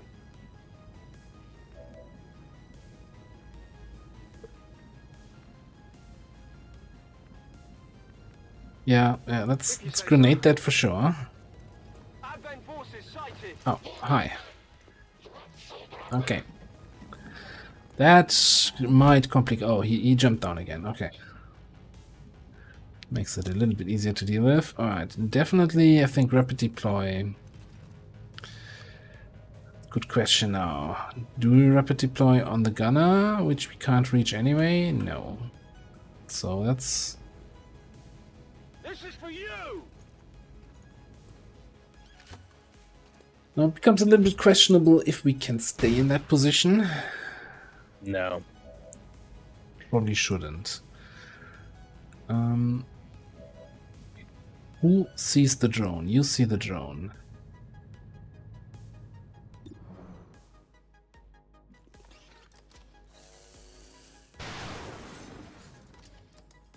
That didn't do much. That didn't do enough. Yeah, we're really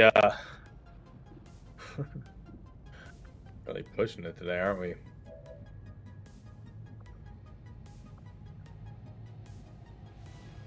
Interesting.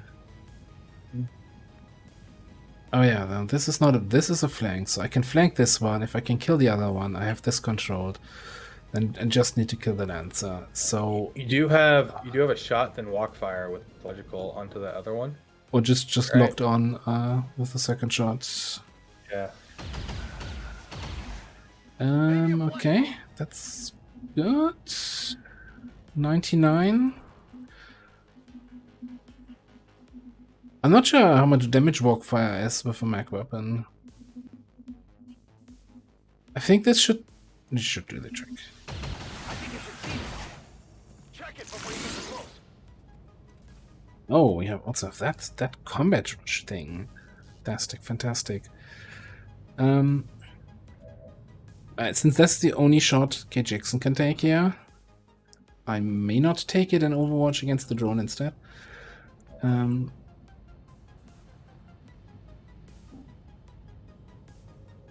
Absolutely. Let's not activate anything else. Cool. Let's also throw an evac somewhere. Need an evac! This is Firebrand. Evac request confirmed. Hold tight.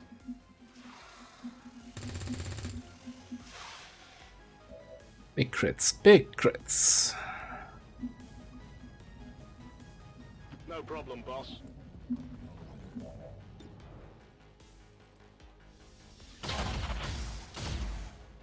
Did you see that thing? That's it. I'm out. Moving to Overwatch.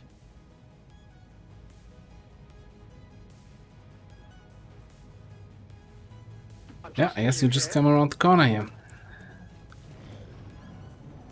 Okay, so once again, Naja, when it's being flanked, will always move. It can't move and shoot, so fully under control. Heavy gunner shooting into low cover. Scary.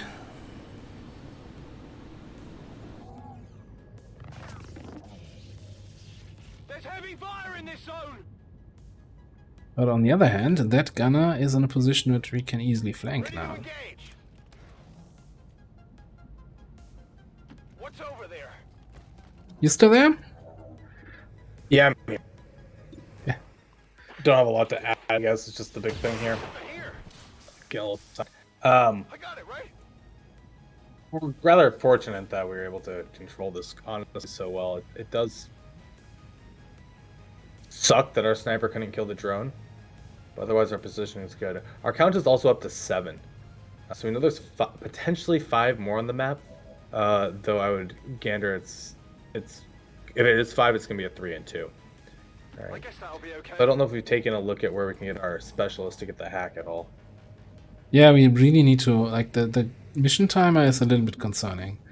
So, probably need to do a good old dash move with Astro. No, not Astro. Might be even just in here. Next turn we can probably... Man, that position is kinda hidden.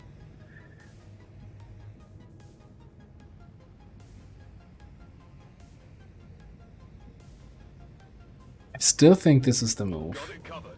And I also think that Tedster comes back to kill the drone.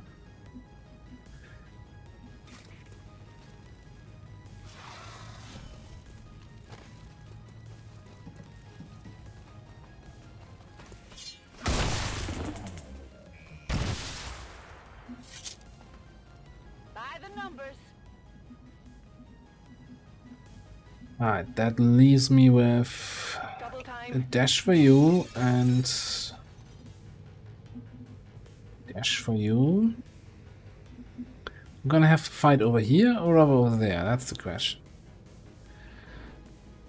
Maybe I just... Yeah, let's dash you here. Good to go. That helps in both directions. And I guess we can take a shot.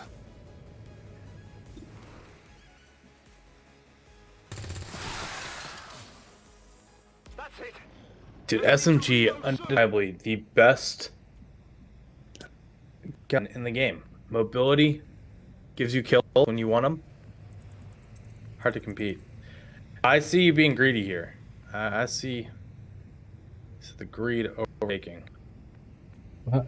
Greedy me never. Okay, I'll go. Just like, remember, we have an objective to get as well. Yeah, and that we need to get that next turn. So I was looking, like, I can hack it from this corner.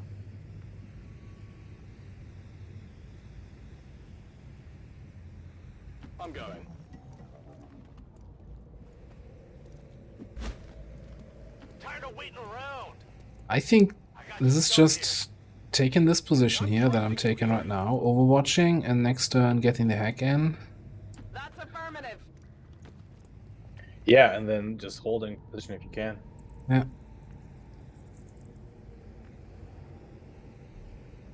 Let's keep you in a middle position that you can help on both sides. Scanning.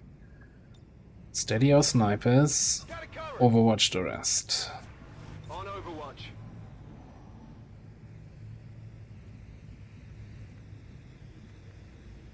Redford is not being like, hey, you need to hack this turn, Seems doable. or everything will be lost. We've got the objective in Bradford's sight. broken.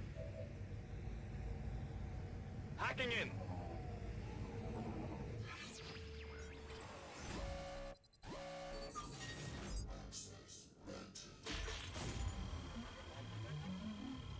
Thank you, XCom.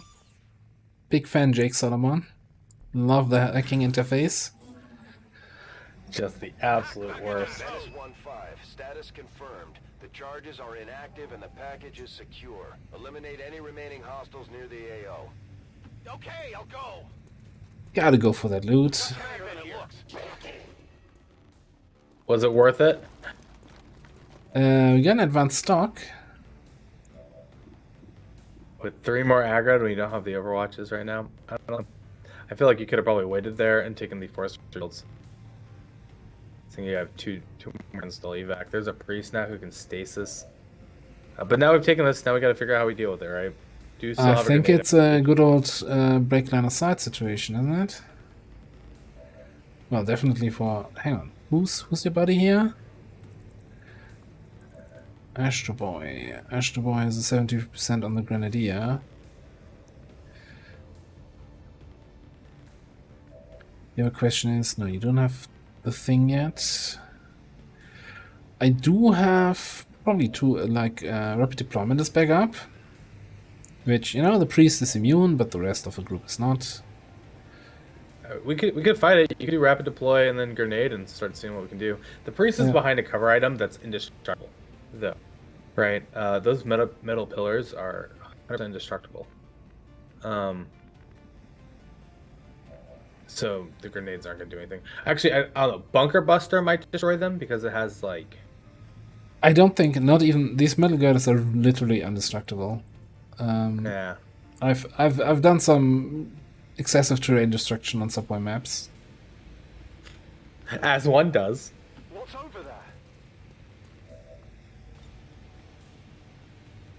So the grenade there on the priest also is not providing us like a whole lot of value. So I'm trying to say like there's a. I wanna fire the regular grenade. I wanna at least hit him. I wanna see what damage numbers we're looking at. Throwing grenade. Because we do have Tetster is in range to potentially slice the priest. But there's another group left, right? Well, we Oh, destroyed it could just. It could be 10, look at that, we destroyed a cover item. but not the metal one.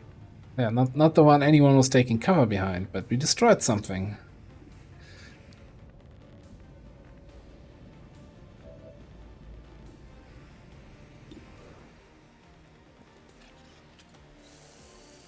Did we really bring 2 snipers on this mission? Missed the target. We wanted some not def from, trial by fire value. That's why Kate Jackson is here. We were like, yeah, Kate Jackson is not gonna do anything. She's just set here to carry the medkit and get a promotion.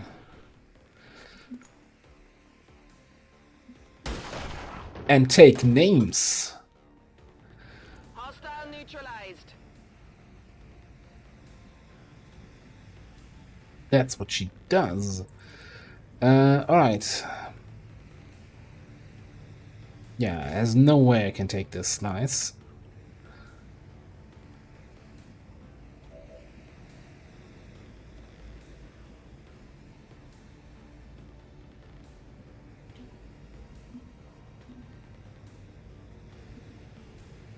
Yeah, I think we need to fall back here. I guess that'll be okay. Heading out. Affirmative. Covering now. That all you got?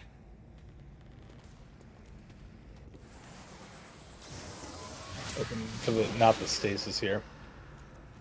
Though, then again, stasis also is him not shooting anyone. Yeah. At least it's Katie who's near the evac, if we can get through another turn, right? Yeah. So I'm thinking we throw another grenade at the priest. See, I'm thinking you What? flush the priest. You command you flush the priest again.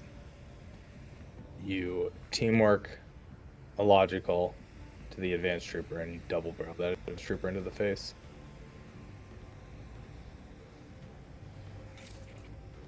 No. Ooh, I can't. No, nobody's line sight on the priest right now. That's the problem here. Okay, teamwork. Logical get teamworked to the trooper now. Yes. Yeah, we can do the teamwork thing because. Oh, do we double barrel? Oh wait, no, we double barrel the priest, right? Have the power. Yeah, actually, that might be the better option. And then we flush Well, the trooper and then flush him again. If you say so. Might not even need the double flash. Yeah.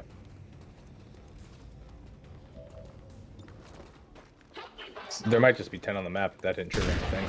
Take a look at this. That's it. Too. I don't know why I was thinking we double barrel the guy that doesn't need the overkill damage on. See, I'm just here for some great solutions, you know. See, beautiful. What did you expect? Yeah, what did you expect? Rolling out. Not a flawless. That's for sure. Let's do this.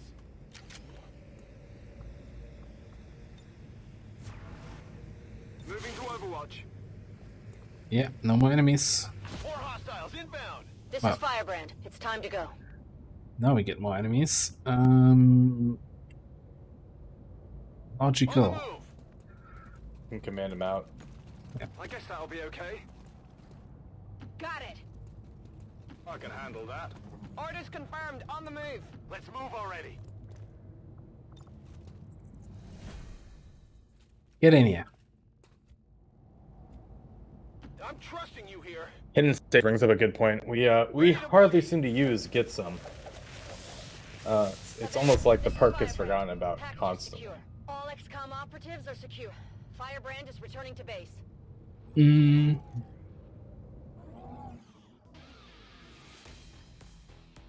I'm just trying to think through the battle where there would have been a situation. Like maybe, yeah, in that last turn before running anyone forward, we could have get summed. But then again, I wasn't sure if we don't kill the priest and I need to command illogical, if I need to move first. True.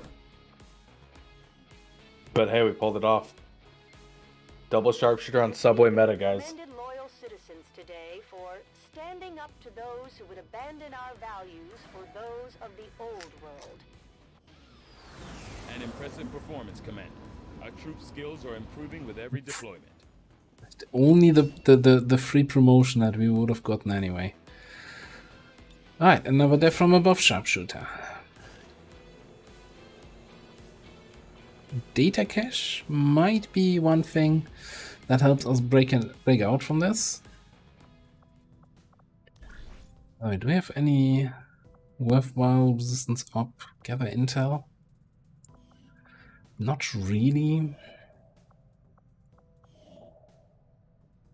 Avenger power. Okay. Right, which brings me back to the idea. Do we still do that jailbreak? No, probably not. A 6-day timer. Should we save it here though for tonight? I think that's a good. Yeah, I think spot. also that's a good spot. Like it's a bit of a rough spot on the global level, right? With we didn't even if we auto-detect, well, we won't auto-detect the lib3 anymore, because we're not running Intel here. We're still running Intel here. I thought I switched the guys. We're taking full retail. We're taking full retail. Well, I guess we're gonna have full retail next week. We're gonna have the lib3, which is the mission of all the faceless, or maybe not. And then we'll see. So I think we talked about this a little bit last week, but just to mention it again, this was never intended to be a campaign that we play all the way through to the end, because at one stream of 4 hours a week, that's a full year of streaming. So we'll still not decided at what point we end this campaign, this over-explaining, because there's also a lot of repetition, right? You know, you can't over-explain a smash and grab for eight times. But we'll see. We'll see. Yeah, and we got to fight the hunter today, which was great. We got a fun little subway map at the end. I think the hunter is the highlight, and that's I think an hour and a half. Certainly, the hunter was something different. Also, we just had a put me in coach there. So this brand new promoted sharpshooter is now PP12. Welcome to the barracks. Anyway, yeah, I think we're gonna call it here. Well, thank you so much for having me. It's been a pleasure. Thank you for being here. So, always the highlight of the week for me. Yeah, it's good fun. I wish I had more energy today.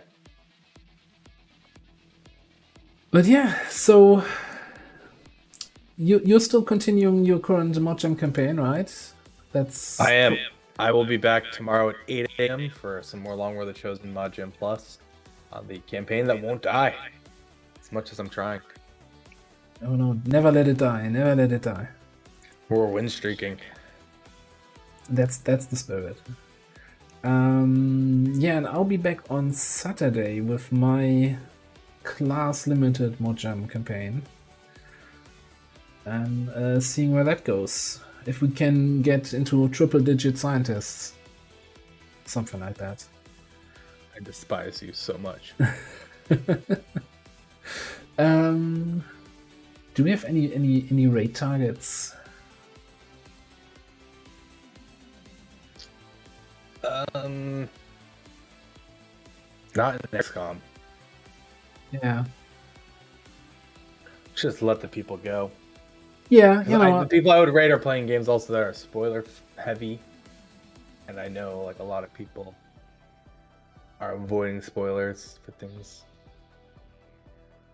Yeah, I agree. So let's end the stream without a raid. Have a good rest of your night. Have a good Friday, everybody.